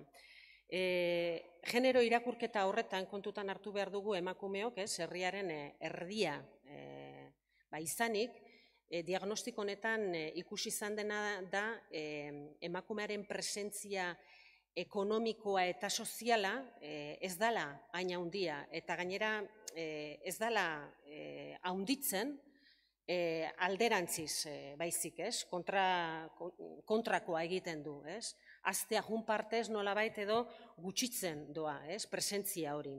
Eta hor badaude adibide garbiak edo eragina dutenak, eta dira, askotan entzun izan dezuen eta dauden arraka, gizon eta emakumeen artean arrakalak edo arraiak. Bai lan banaketaren arrakala edo lan ordainsariaren arrakala, eta baita ere landa eremuan, lehen sektorea bertan kokatuta dagoelarik, baita ere titulartasunaren jabetza horretan ere badauden hainbat oztopok. Nolabait ikusten da landa eremuan genero desberdintasunak nolabait handiagoak badirela. Gero, estereotipoai begiratuta, eta estereotipoek berebiziko indarra badute, modu nabarmenean landa eremuan, etxeko andrea irudi hori nunbaiten sendo irauten badu landa eremutan, landa egunetan eta irauten du, eta naiz eta etxetik kanpo lan egiteko guztiz onartua egon arren, etxeko zereginak, bai, kanpoa lanea jun bai, baina etxeko zereginak utzi gabe, eta nolabait emakumearen rola etxeko zeregine horretatik eta aldentzeko pentsamoldea baldin badago nolabait gizarte onarpen basuagoa ere jasotzen du emakume horrek. Baita ere, diagnosi horretan ikusi izan dena ikasketa mailari dagokionez, zenbaki erlatiboetan, prestakuntza maila herri txikietan benetan altua dute emakumeak. Portzentaian altuagoa, portzentai altuagoa dugu prestakuntza maila altuko emakumeak kokatzen dira herri txikietan. Eta hor, egia da ez dugu oraindik azterketa kualitatibo sakon bat egin, baina benetan merezi du horren atzean ze faktorek eta mugitzen dira, pentsatzen dugu faktore subjektibo batzuk ere bai hor eragina badutela, eta esaten dugu, prestakuntza maila altu horrekin edo presentzia altu horrekin egia da herri txikietan lanerako aukerak txikiagoak izanik emakume hauek nolabait lan aukera horiek beste herrietan aurkitu behar dituzte edo aukera gehiago dauden lekuetan. Eta hor gertatzen da fenomeno bat izena duena iesaldi ilustratua, nolabait bizileku hartzen dezu leku batean eta zure ibilbide profesionala beste leku batean egiten dezula. Ni benetan horrekin oso errekonozitu egiten naiz paper horrekin, eta egia da ez nau asko kezkatzen fenomeno horrek baldin eta emakume hoientzat, herri txiki aukeratu izan duten hoientzat, herri horietan errotzeko nahiko baldintzak baldin badituzte. Zatik azkenean gure lurraldea txikia da, eta distantziak ez dira hain luzeak. Herri txikitatik herri handienetara distantziak badaude kasu salbuespen batzuk, baina kasu gehienetan distantzia hain handiak ez dira. Egia da, Gipuzkoako berdintasun politikak antolatzean, diagnosi honekin edo diagnosi honek erakutsi egiten digute modu berezi batean aztertu egin behar ditugu landa eremuan aurkitzen ditugun bereizkeri horiek. Eta nolabait fokoa baita ere jarri behar dugu genero irakurketa batekin. Nik uste dut aukera erakargarriak jartzeaz gain nolabait txamponaren bestaldean bai aurkitzen ditugu berdintasuna oztopatzen dituzten galga horiek, edo arrakala horiek, eta horietan eragitea guztiz ezinbestekoa da, benetan emakumeak landa eremuan edo herri txikietan dauden emakumeen eta beraien garapen sozioekonomiko hori bermatu egin nahi baldin badugu. Eta zentzu horretan, bueno, hortxe kokatuko nuke nik pixka bat hausnarketa diagnosia, bueno, 4 puntutan edo labur bilduta. Beraz, talentoaz hitz egiten ari gara, nota biografiko batzuk jarri ditugu mahai gainean, ikusten duzue nolabait ere hor badagola osagai bat baino gehiago oso aintzat hartzekoak, bat kritikoa, bere alde positiboekin ere, baina nolabait ere mugitzen ari dena, eta ez duguna kontrolatzen ere nola mugitzen ari den, eta nolabait ere, udalerri eta arnasgune barruko oreka sozioekonomikoak, eta abar, ezta? Orain aldatuko dugu eta Xabierri galdera bideratuko diot, baina beste ikuspegi batetik. Xabierri bere garaian egokitu zitzaizkion itzulpen eta nolabait ere ikusentzunezkoen mundu hori ekartzea gurera, eta kasu honetan bai galdetuko niokela, kasu horretan nola bizitu izan zuen garai hori, ezta? Hau da, euskaraz nolabait ere eta irudiekin lagunduta, ezta, kontzeptu berriak edo emozio berriak ez bakarrik transmititu eta ulertarazteko erronka hori ere, ezta? Eta, hor galdera eta Xabieran atxanda. Erantzuna, nire lan bat izan zen hori. Edertraken orduen nik egokitzapen lana egiten nuen, eta batez ere telebista hasi zenean, hasi zenean ez, geroago, baina ni hor lanean sartu nintzen garaian, produzio handia zen, oraindik estok handirik ez zegoen, eta bastean pelikula bat eta itzultzen nuen. Hilean 4 pelikula edo dokumentalak, kustorena gehiena garai batean, nik egin izango nituen, da horiek etortzen zirenean gainera pozik, zirenean erraza bat ziren askoz ere pelikula baino, eta Dragoibola eta horrelakoak, beraz, hori lan bat izan zen orduan, lan horretan egiten duzu, aldanik onduen, noski, eta pasatu behar dituzu gero berrikuspen batzuk, eta orduan batzera bueltan entzortzen zaizkizu, eta orduan lan baten barruan, ustez, lan ondo eginaren horitzapena besterik ez dagoat, ni ez nintzen ara joan ekarpen berezi bat egitera, baina horrela zen, lana zegoen, lan asko zegoen, eta sorte hori izan nuen, da ustez lan ona egin nuen. Dragoibola eta gelditu dira horrela, gogoan, kustoren dokumental luzea pila bat ere hor egongo dira, baina hori zen, niri egokitu zitidan lan bat, ez dakit, 10 bat urtean edo horrela. Orduan, hori nire lanetariko bat izan da nire bizitzan orduan, hizkuntza aldetik, horretan nik uste dut, zorroztasun gehiago zegoela itzulpenetan da egokitzapenetan, da gero bukatu egin zen hor beste kontu batzuk etorri ziren, da gutxitu ziren, eta da hori guztia, ez da, beraz, kontrolak ere gehiago ziren, eta bazegoen alako kalitatearen exigentzia bat, eta exigentzia handia, zorroztasun handia zegoen, eta orduan, garai hori ni bizi izan nuen, da horrela izan behar zuela iruditzen zitzaidan. Beste kontu bada gero, hortik kalitatea esan dudan hori, komunikabideetan eta hitz egitera pasatzen denean, talentua eta zuk aipatu duzu eta hori, nik uste dut Euskara aldia orain baden ezkero eta Euskarari bueltaka beti gabiltzan ezkero, ez dela bakarrik egitea, egin ere, egitea garrantzitsua da, baina uste dut pixka bat zena, kalitatearena, galdu ez dut esango egin denik, baina hizkuntza kalitatezkoa behar da. Da hitz ere, kalitatez egiten saiatu behar da, eta aurrerapena nabaritu behar da. Eta ni komunikabideetan ez dut hori nabaritzen, eta ez dut zorroztasunik eta zuzenketarik nabaritzen. Esatariek eta erreferenteek egiten dituzte akatz berdinak gaur bihar eta datorren urtean. Orduan, ditudan erreferentzietatik, adibidez Katalunian elirateke gertatuko, hemen gertatzen diren gauza asko. Alde horretatik, hasiko bakarrik errebindikazioa, kalitatearen errebindikazioa egingo nuke. Orduan, idatzian egokitzapenetan, nahiko kontrol zortza zeuden da gaur ere egongo dira. Baina batez ere komunikabideak ez dira hainbeste pelikula batan eginda dago eta gidoi bat eginda dago eta irakurri egin duzu eta interpretatu egin duzu. Batez ere bestea da.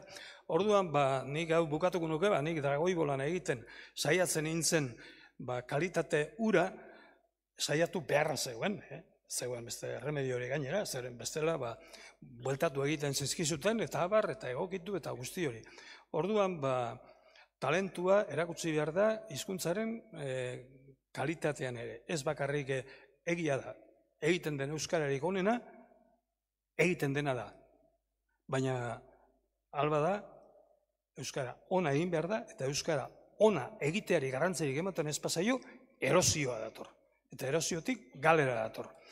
Orduan, nire garai... Hor, Xabier, esate baterako nik oso presente dut, eta goratzen dut zaizu zen ere, ahozko euskarari buruzko jardunaldiak ziren, Gasteizen antolatu genitu nahiek, eta zuk nola azpimarratzen zenuen esate baterako, zenbait kontu azaltzerakoan, esate baterako dragoi boletan gertatzen ziren zenbait gerta, ezinbestean itanoa erabili beharra zegoela. Bat hori, ezta?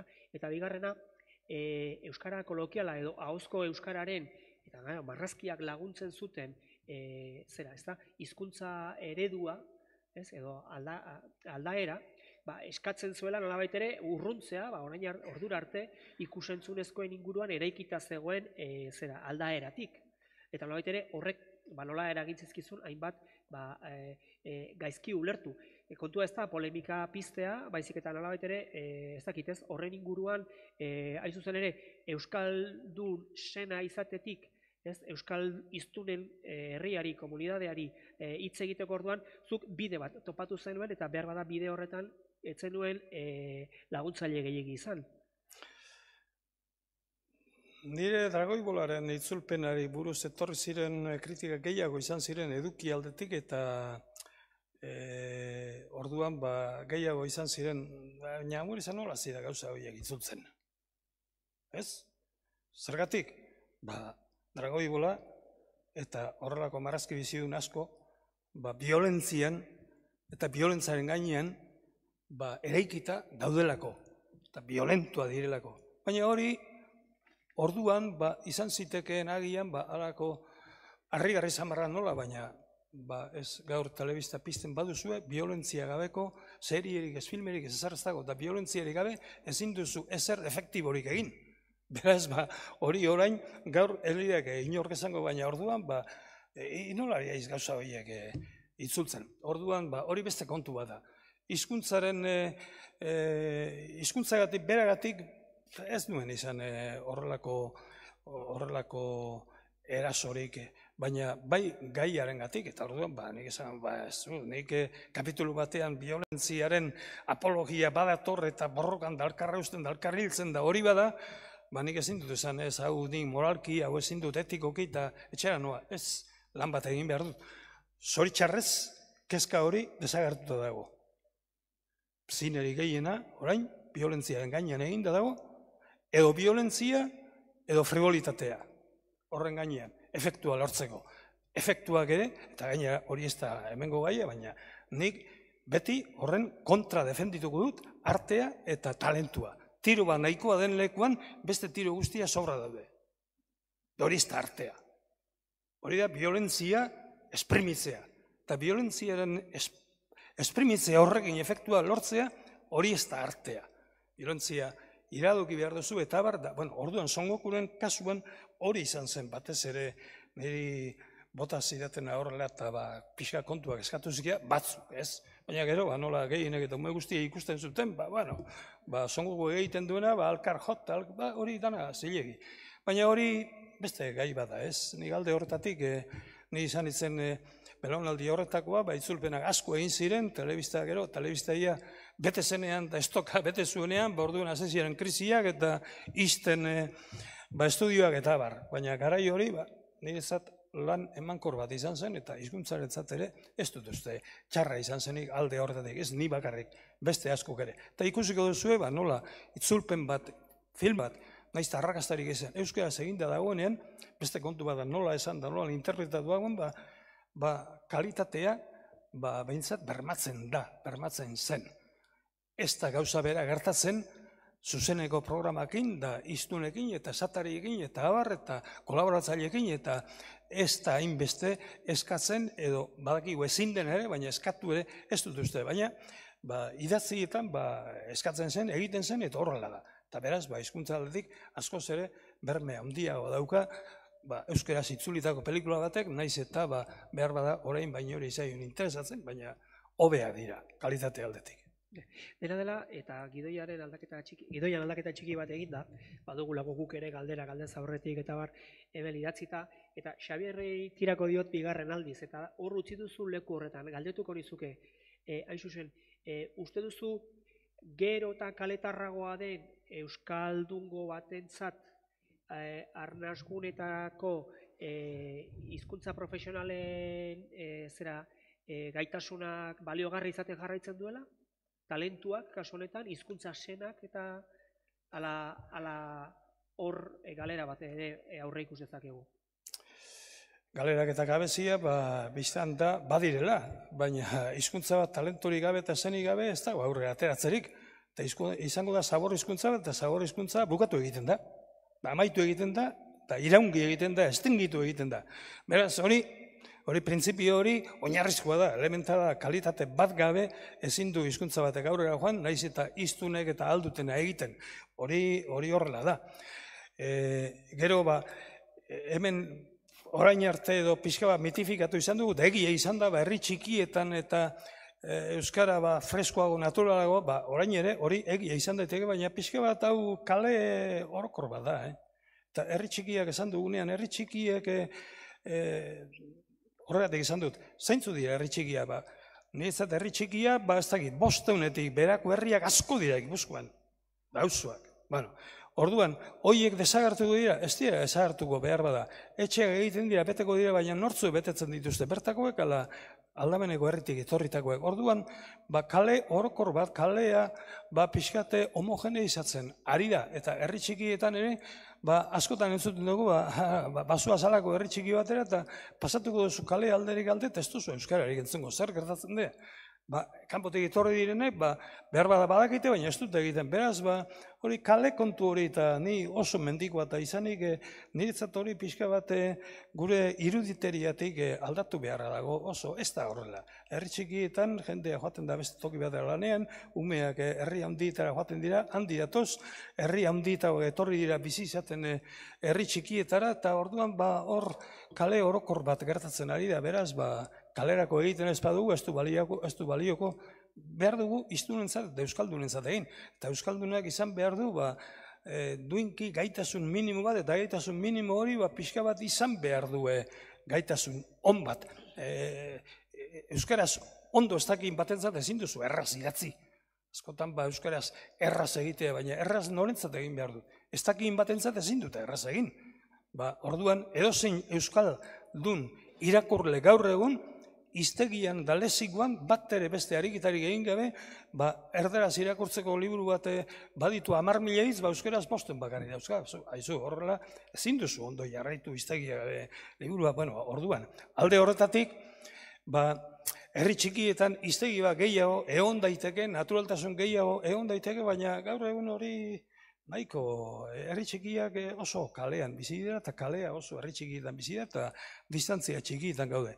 Eta arnazgune horiek iraungo dute, seguruenik egin diren ahaleginetan herri txikietan bertako jendea ez da gelditu, baina etorri dira, edo etxe bizitza bila, edo inguruko herri handietatik, eta hor dabil, hor transversalidade horretan bizi da. Beraz, arnazgune horiek asko homogeneizatu dira, eta herri txikietan bizi diren bertakoak ere, herri handietan egiten dute bizi modua, eta herri txikietan ez dago lehengo gizarterik.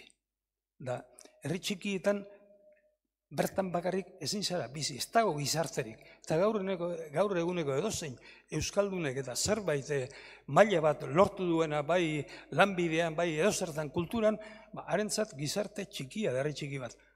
Bertan bizi bada ere, biziko da, kalearekin harreman etengabean biziko da. Eta kaletik etorritakoekin harreman etengabean. Hor sortzen dira, gune berriak, etorri direnak, bertakoak eta bar. Eta hizkuntza aldetik, hori oraindik egongo dira batzuk, ez dakit, Goizu eta handago eta behar bada han jarraituko du adibidez, hainbeste kilometroke bere izten duelako eta erdi bakarrik eta bar, baina araxe ere iritsiko da. Orduan, hemen Gipuzkoako, hemen inguru honetan, inguru industrializatu honetan da Bizkaian, hori herri txikien kontua, nik ondo dago, hor ondo dago, eta zuek azterketa bat egiten duzuenean, aterako dituzu ondorioak, baina hemen emakume bate genero aldetik hitz egiten ari zaren ez gero, argi dago, herri txiki batek ez dagoa emakume batentzako gizarte soziali ez dago. Eta mutila behar bada edo gizuna mugitzen dire edo ez dago, baina ez dago, ez mutilentzat ez emakumeentzat. Edo lotegia, izango da zoritxarrez hori gertatzen da, kanpoan lan egin, dan lo egin, umeak ere kanpora duaz, eta datozenean bakoitza eskola bat diator. Beraz, hor bizi izaten ikasi behar dugu eta bizi gara. Da nik leharti bai, nahiko ondo ezagutzen dut, Bizkaian ondo ezagutzen dut, eta nik uste dut horrela, eta ez dira herri handiak eta industrialki garrantzitsua, baina Lekeitio, Ondarro eta Markina, baina hor ze alde dago herri txiki batean bizi izatetik Markinan edo Lekeition eta etengabe dabiltza atzera eta aurrera. Aldea dago, eguneroko bizitzan, bai, kotxea behar duzu, kilometruak, eta umeak, eraman ekarri, eta baina harreman sozialetan, hori pixka bat kalekumetuta bizi gara. Eta horrela bizi iztana, izango da, ez dakit, herri txiki inpernondiko personaia bat izan daitegean, bazter batean aurkitu dutena, baina bestela normala, hemen aurrean dauzkagunok, kalekumeak gara, naiz eta ni mendikoa izan, orain kalekumea naiz. Ongi, beraz, hor jarrita eta gizarterik ez dagoela aipatuta, Mireni galdetuko ligo kasu horretan, beraz, bere iritzian eta etorkizunari begira, komunidade inguru horiek arditzagun herri bezala, arditzagun bailara moduan, egitekoen artean non ikusten duzuzuk estrategikotasuna, zer egin beharko litzateke? Zertan saiatu? Hain zuzen ere, gainera, galdera hori lehen sektorearekin eta lotu egin dut, ez? Landa eremuetan orain arte, eta oraindik egia da lehen sektoretik jau denbora luze bada, ez nagoela murgilduta eta ez den nire ibilbide profesionala bertan garatzen, agian desenfokatuta auki dezaket eta ikuspegia, baina, saiatuko naiz nolabait pixka bat zentratzen, ez? Landa eremuetan eta herri txikietan, niretzako jarduera ekonomiko bat garatzea oso importantea da. Berdin da, landa eremu batean izan edo hirigunean izan, ez? Jarduera ekonomiko bat garatzea oso importantea da, nolabait bizirik mantentzeko gune hori. Eta egia da, herri txikietan orain arte, ezautu izan duen jarduera ekonomikoa ia bakarra, lehen sektoreari lotutakoa izan da, abeltzantzarekin, hartzantza edo negutegiak edo zentzu horretan batez ere Gipuzkoan, nik Gipuzkoa ondo ezautu dut, ez? Beraz, niretzako oso importantea jarduera ekonomiko bat egotea, zen neurri handi batean lanak denon bizitza egituratzeko izugarri gaitasuna duelako, eta egituratzeko bizitza, baina bizitza zentzu osoan, ez? Gure bizitzaren antolamenduan, nolabait eragina zuzena badu egiten dugun lan horretan, dauden ordiutegi erregimenak eta horrek asko egituratzen du. Eta landa eremuan herri txikietan jarduera ekonomikoa aipatu behar baldin badeu orain arte behintzat, eta oraindik ere pisu handia eta nagusia duena lehen sektorearekin lotutakoa da. Hala eta guztiz ere, azkeneko bi hamarkada honetan, bai ezagutu izan ditugu baita ere herri txiki hauetan, esperientzia berriak, jarduera ekonomiko berriak, nahiko berritzaileak direnak, kokatu izan direnak landa eremuan, eta iruditzen zait oraindik ez direla asko biztaratzen, askok eta askok teknologiarekin lotutako jarduera ekonomiko txikiak badira, eta iruditzen zait horiek ere nolabait reforzatu egin dezaketela herri txikietako arnasguneak diren eremu horietan biziraupena, eta bizirauteko eta jarraitzeko. Azkenean oreka bat, oreka mantentzea gakoa bada, giltzarria da, herri txikie horietan eta daukagun populazioa ere mantentzeko. Beraz, bai jarduera ekonomikoa bertan errotua egotea, eta oso importantea da baita ere bideragarritasuna. Lehen sektoreak azkeneko hamarkadetan benetan bideragarritasunaren erronka baten aurrean bizi izan da, eta egia da ezautu izan du deu eremu hori edo jarduera ekonomiko horren nolabait beherakada bat, ez?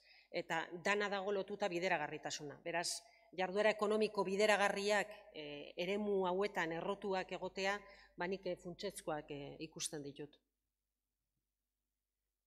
Ongi, eta ikuspegi horretatik, neska bat hortik helduta, estrategiko tasun horretan, Xabierri galdetuko nioke kasu horretan, ia ikusten duzun, kasu horretan, aipatzen zenun lehen, herri txiketako gizartea galdu dela, eta ez dakit behar bada nik horrendikan ez dudan erabat asumitu egoera hori, baina behar bada galdetuko ditzuke kasu horretan, eta bide beretik, ea, udalerri edo arnasguretako hiztun trebeenek baduten egikizun estrategikorik euskararen geroan.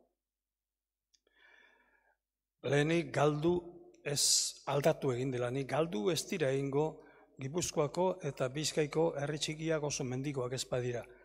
Baina herri txiki horien konposizioa bai aldatuko da. Eta aldatzen ari da eta aldatu da. Horrek ez du esan nahi, herri txikia desagertuko direnik, baina lehen herri txikiak edo basarritik edo hartzantzatik edo horrela bizi baziren edo industri hurbiletik edo hangoa baziren orain aldatu egin da. Eta orduan, nunda kontua, herri txiki batzuk oso aktiboa dira eta konturatzen dira ze aldakuntza etorri diren, baina ez da erreza bertakoak eta kanpoak eta baina lortzen dute, herri txikiak desagertu ez dira desagertuko.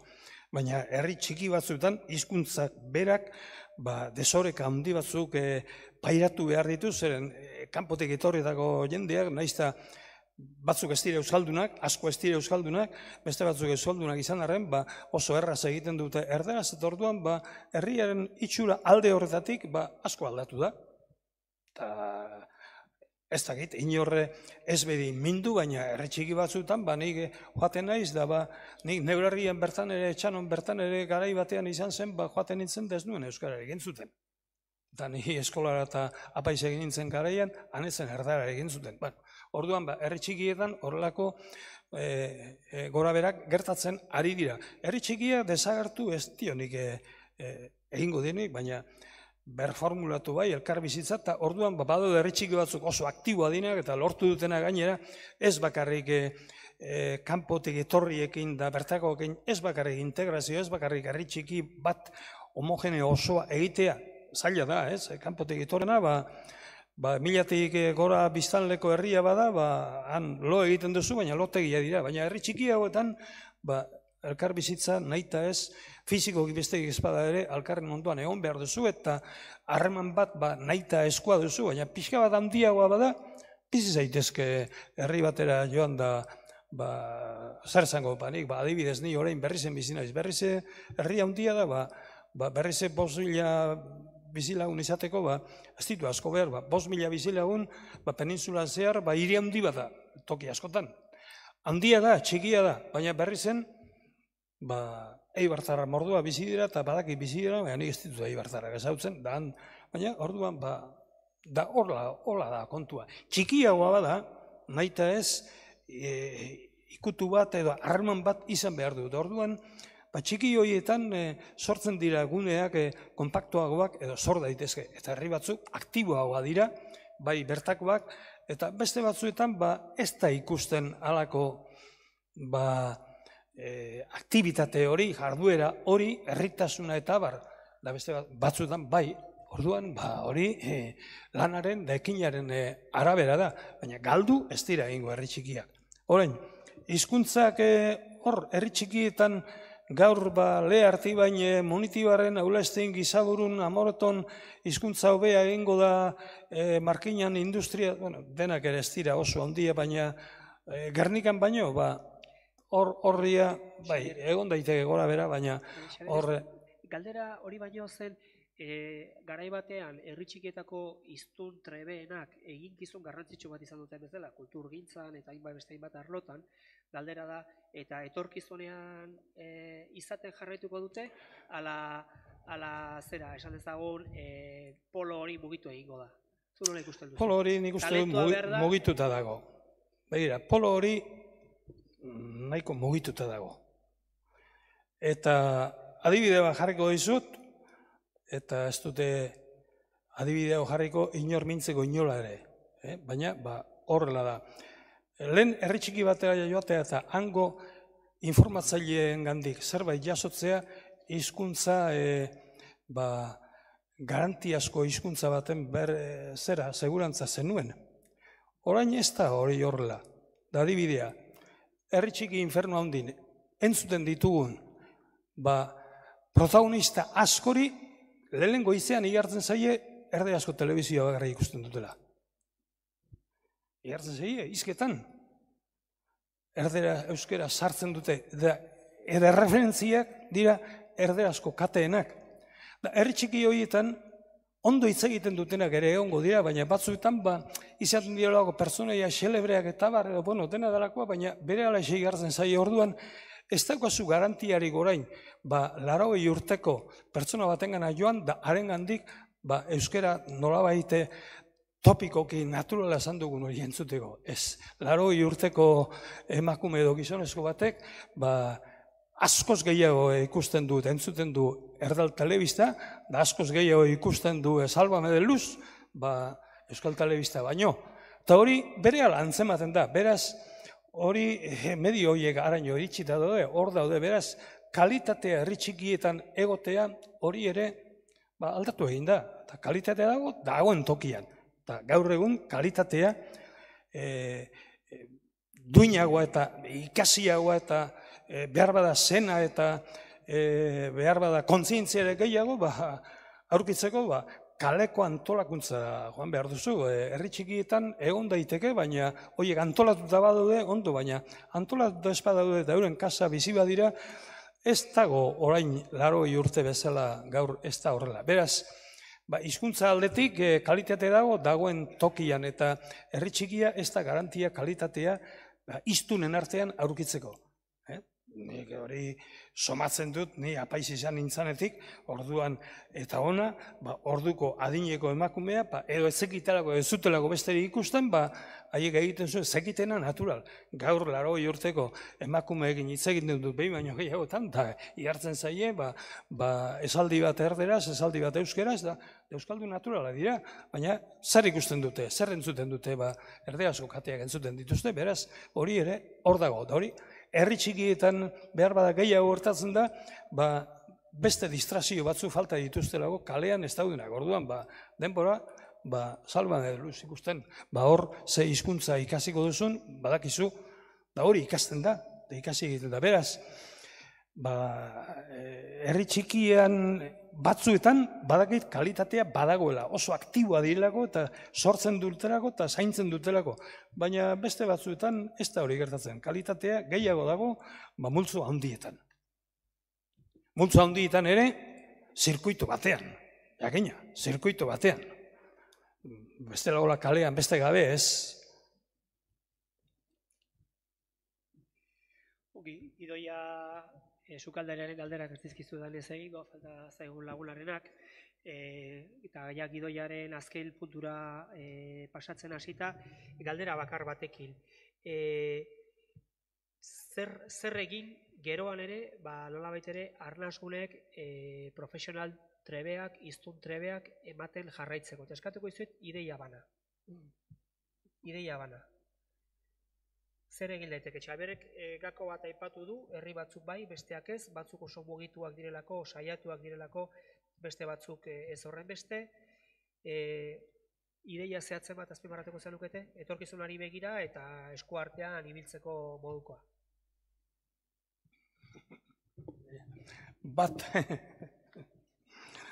Bat zer esango dizu, ideia bat, baina arnasgune txiki horietan, arnasgune txiki horiek biziko dira arnasgune handien arabera.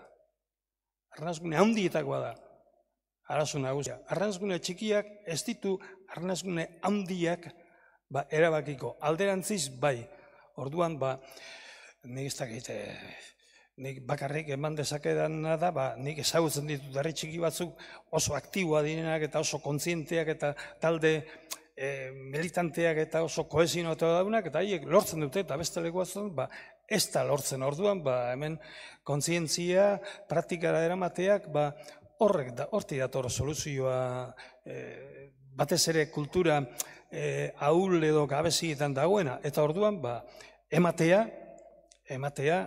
kalitateari garrantzia ematea, ez bakarrik, hitz egitea oso importantea, hitz egiten ez bada galdu da, baina ematea batez ere maila batean hitz egiten denean, da honela bukatuko dute pixka bate salaketa bat ere eginez, joan salaketa moduko bat.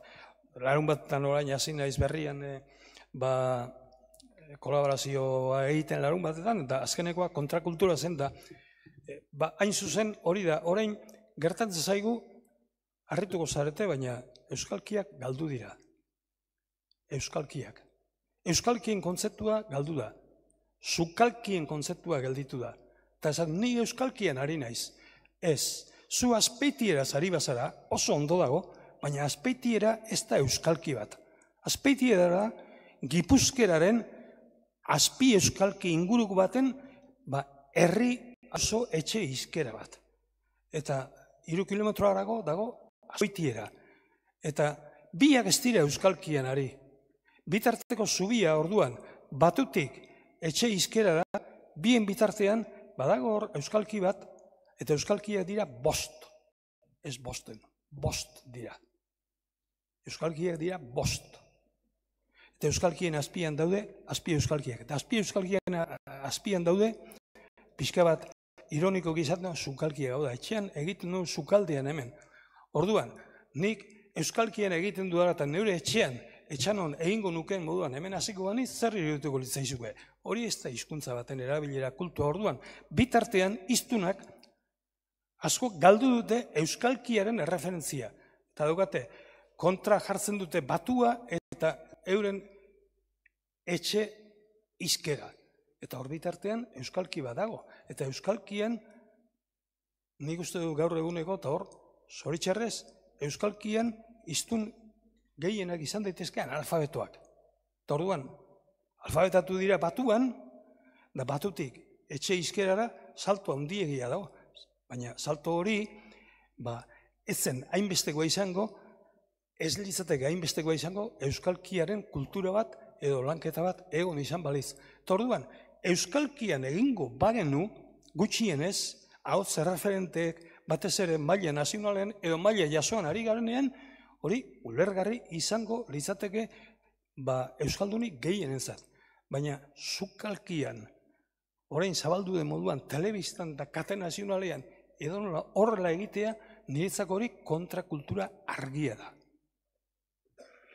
Eta idaztea ere, era horretan, edo jai egitaroak, edo programak, edo danadalakoak, ikustea horrela idatzita, hori niretzako da kontrakultura. Orduan, amaitzeko, arnazune txiki horietan, daundietan, hor ez bakarrik bultzatu behar duzu egitea eta eustea, behar da baita kalitatea eta hizkuntzaren kalitatea behar da, eta horren zena berreskuratu behar da. Egitea bakarrik ez da importantea, baina batez ere medioetan eskatu behar dugu ahotz erreferenteek landu dezatela hori eta programen eta kateen arduradunek ez dezatela euskalkitzat sartu, sukalkiak ehundaka dira.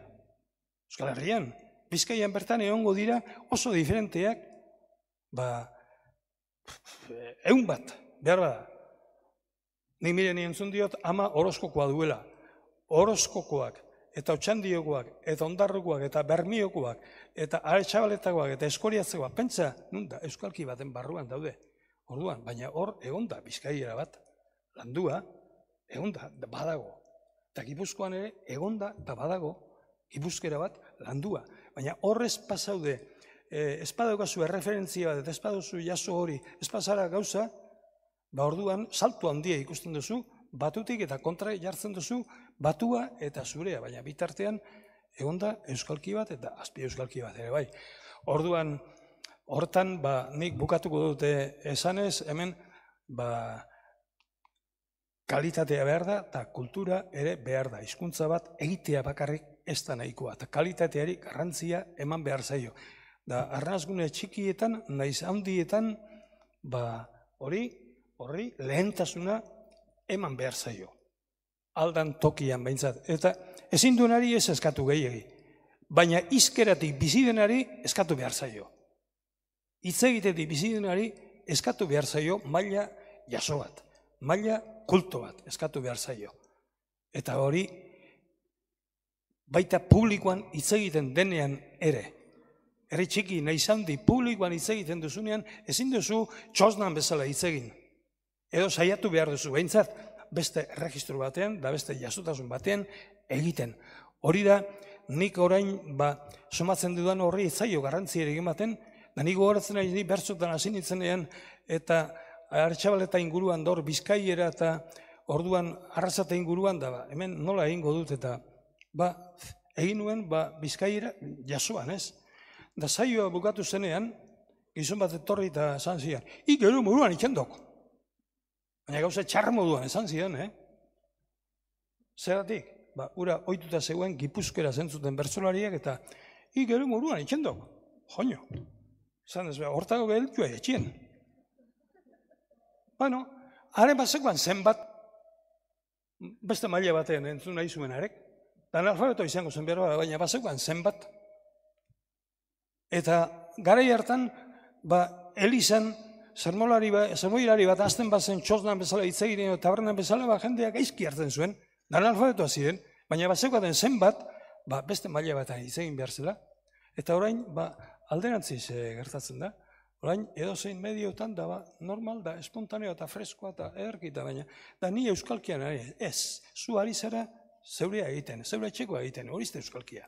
Bueno, orduan, kalitatea, kohesioa eta pixka bat duintasuna hizkuntzari eman behar zaio eta kalitatea lehenetzi egin behar da behintzat maila erreferenteetan.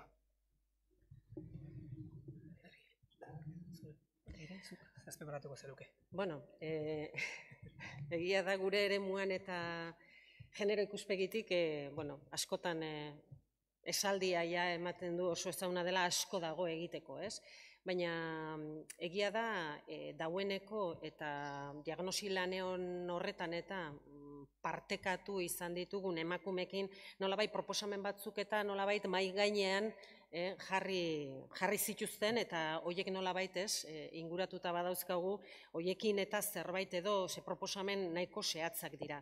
Batez ere emakume nekazariek eta haiek esaten dutena, nekazariak dira batetik, baina zaintza alorreko benetan ekintza guzti horiek erortzen direla emakume horien bizkarrean, eta hori ez dago inunen eta ikusia edo ez da baloratzen, eta beraiek bai ikusten zuten euren lana ez dagoela guztiz prestigiatuta, eta nolabait prestigiatzeko ekimenak eta behar direla bai, baina nik uste dut alor simbolikotik edo urrundu egin behar garela.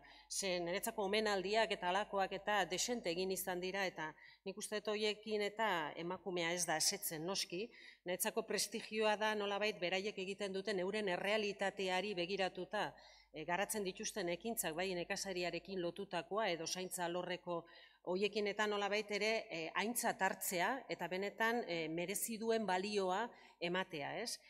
Gainera ikusten dana edo garbi dagoena arnasgunean askotan erabiltzen dugun oreka dela giltzarria, eta dudari gabe horrelako oreka gizon emakumen artean oreka hoiek mantendu izateko nolabait berdintasun ikuspegia txertatzea ezinbestekoa dela. Berdintasunaren edo genero ikuspegitik egiten den guztia nolabait oreka horren alde egiten da neurri berean. Beraz, arnasgunetan eta generoa eta arnasgunetan daukagun erronka horren aurrean garbi dago euskararen alde egiten den guzti horretan genero ikuspegia txertatzea ezinbestekoa dela.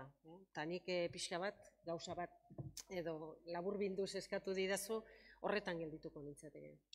Erki, saio anaino ekarrita eta nolabait ere laburbiltzen pixka eta atera diren kontuak eta mai gainean utzita gai garrantzitsu bat berria ez dena, badena talentuarena, eta talentuarena oso lotua kapital sozialari, eta nolabait ere etorkizuneko komunidade eta bereziki euskararen lurgunean beharko den trebetasun hori, hain zuzen ere gauzak egiteko trebetasuna, sortzeko trebetasuna, ados jartzeko trebetasuna, modu erakunde edo, goizean Beingotxeak azaldu digun moduko erakundeak sortzeko trebetasun hori nolabait ere hizkuntzari lotuta joateko, zenbait klabe atera dira, eta gaina oso bitxia da, ze egunean zehar atera direna gero ikusi ditugu hemen, ezta? Eta azpimarratuko luke adibidez, haurtzaroari Xabierrek egin dion aipamena, goizean Xabier Beingotxeak esan dizkigun kontuekin, ezta? Hau da, haurtzaroa eta hiztunak bere inguru hurbilarekin loturak eraikitzeko, herri txikietarako edo udalerri euskaldunetarako behar diren azpiegiturak, azpimarratuko luke bereziki Mirenek aipatu ditu kasuekin, ezta? Emakumearen egoera gehien bat herri txikietan, udalerri txikietan, eta nolabait ere horrek dakarren galera alde batetik eta errekuperazioa bestetik, loreak aipatu dituen egitura kultural sozialekin, Joseba Garmendiak aipatu duen saretze hori tokiko garapenerako, hemen esan dugun bezala, dinamismoarekin eta bereziki bertako hizkuntzari eusten dioten herri hoiek, edo bizien eusten dioten herri hoien dinamismoarekin, eta Lorea eta Xaberek aipatu duten hizkuntza kontzientzia eta kalitatea, edo nahi baldin bada eta azkeneko Mirenen aipamen horrekin, ezta?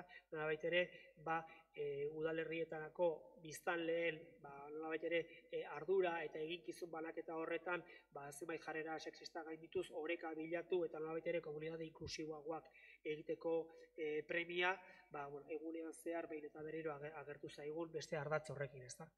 Gauzak horrela, hontan utziko dugu gaurko saioa, ez dakit,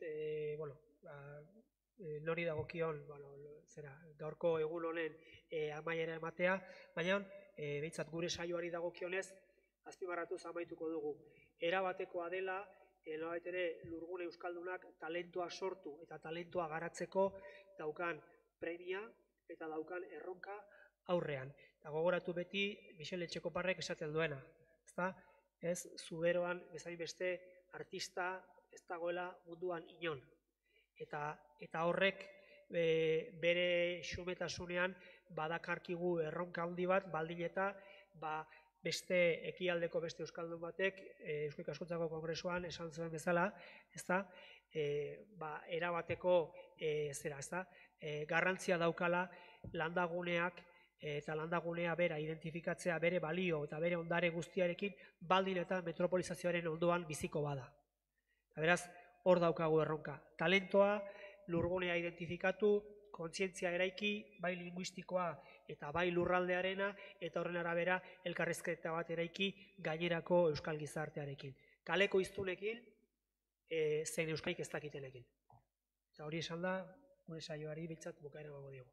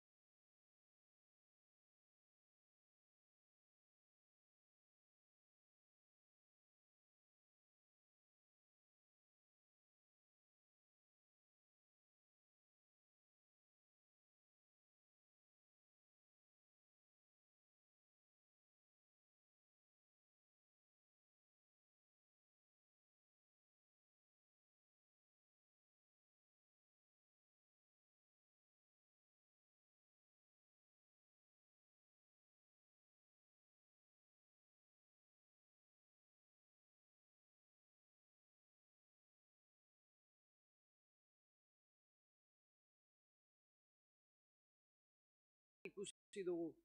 Jauzi berria eman, aurrera begira jarri eta garapenaren ikuspegia lantzea beharrezkoa dela ikusi dugu. Garapen jasangarriaren paradigmak erakutsi izan duen gizan, garapen egokiak orekatua eta jasangarria izan behar du. Gaurko jardunaldiek erakutsi digute paradigma horretan sakontzeak argibide eta lanildo berri bezain interesgarriak eta beharrezkoak zabaltzen dituela.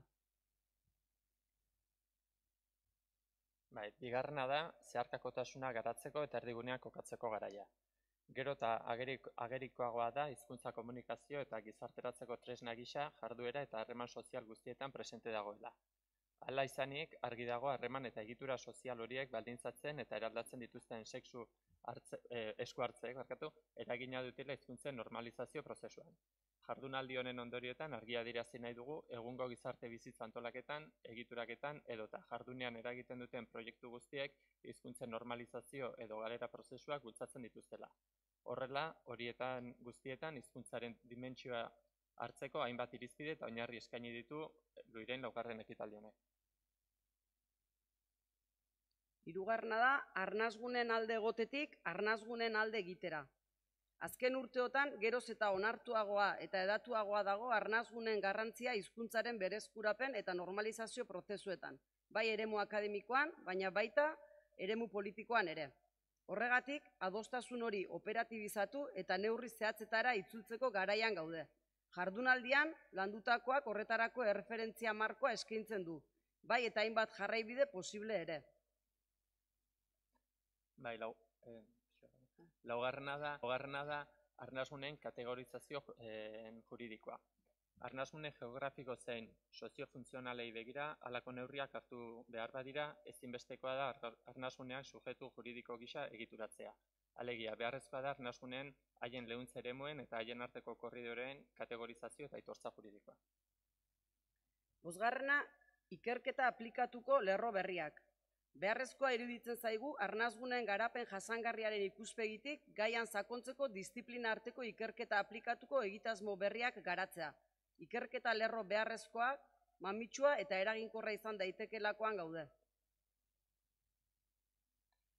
Seigarrena, lurralde antolaketarako euskararen plan sektoriala da, lankidetzarako esparrua. Aurreko lui jardunaldietan atera izan den ideia den arren, berriro berresten dugu lurralde antolaketarako euskararen plan sektoriala garatzeko premia. Uste dugu gaurko jardunaldian aurkeztutako edukiak material baliagarria eskain dezakela plan sektorial hori garatzeko. Eta edukiaz gain ordea, gaurkoak plan hori garatzeko gizarte eragileon eta erakunde publikoen arteko lankidetza eredu interesgarria eskaintzen duelakoan gaude. Eta zazpigarrena eta azkena, arnasgunetako euskaldunen kontzientzian eragin beharra. Alde batetik, herritarren ahalduntzea jorratuz eta bestetik identitatea balore aurrerakoien baitan landuz. Esan bezala horiek dira ataritugun lehen ondorioak, azken hitzaldiarekin eta guztiak horraztu eta helaraziko dizkizuegu jardunaldien laburpenekin batera. Guraldetik, alegia UEMA, UEU, Gipuzkoa Foru Aldundia, Gendegia eta Kontseilu izenean, eskerrik asko parte hartu izanagatik.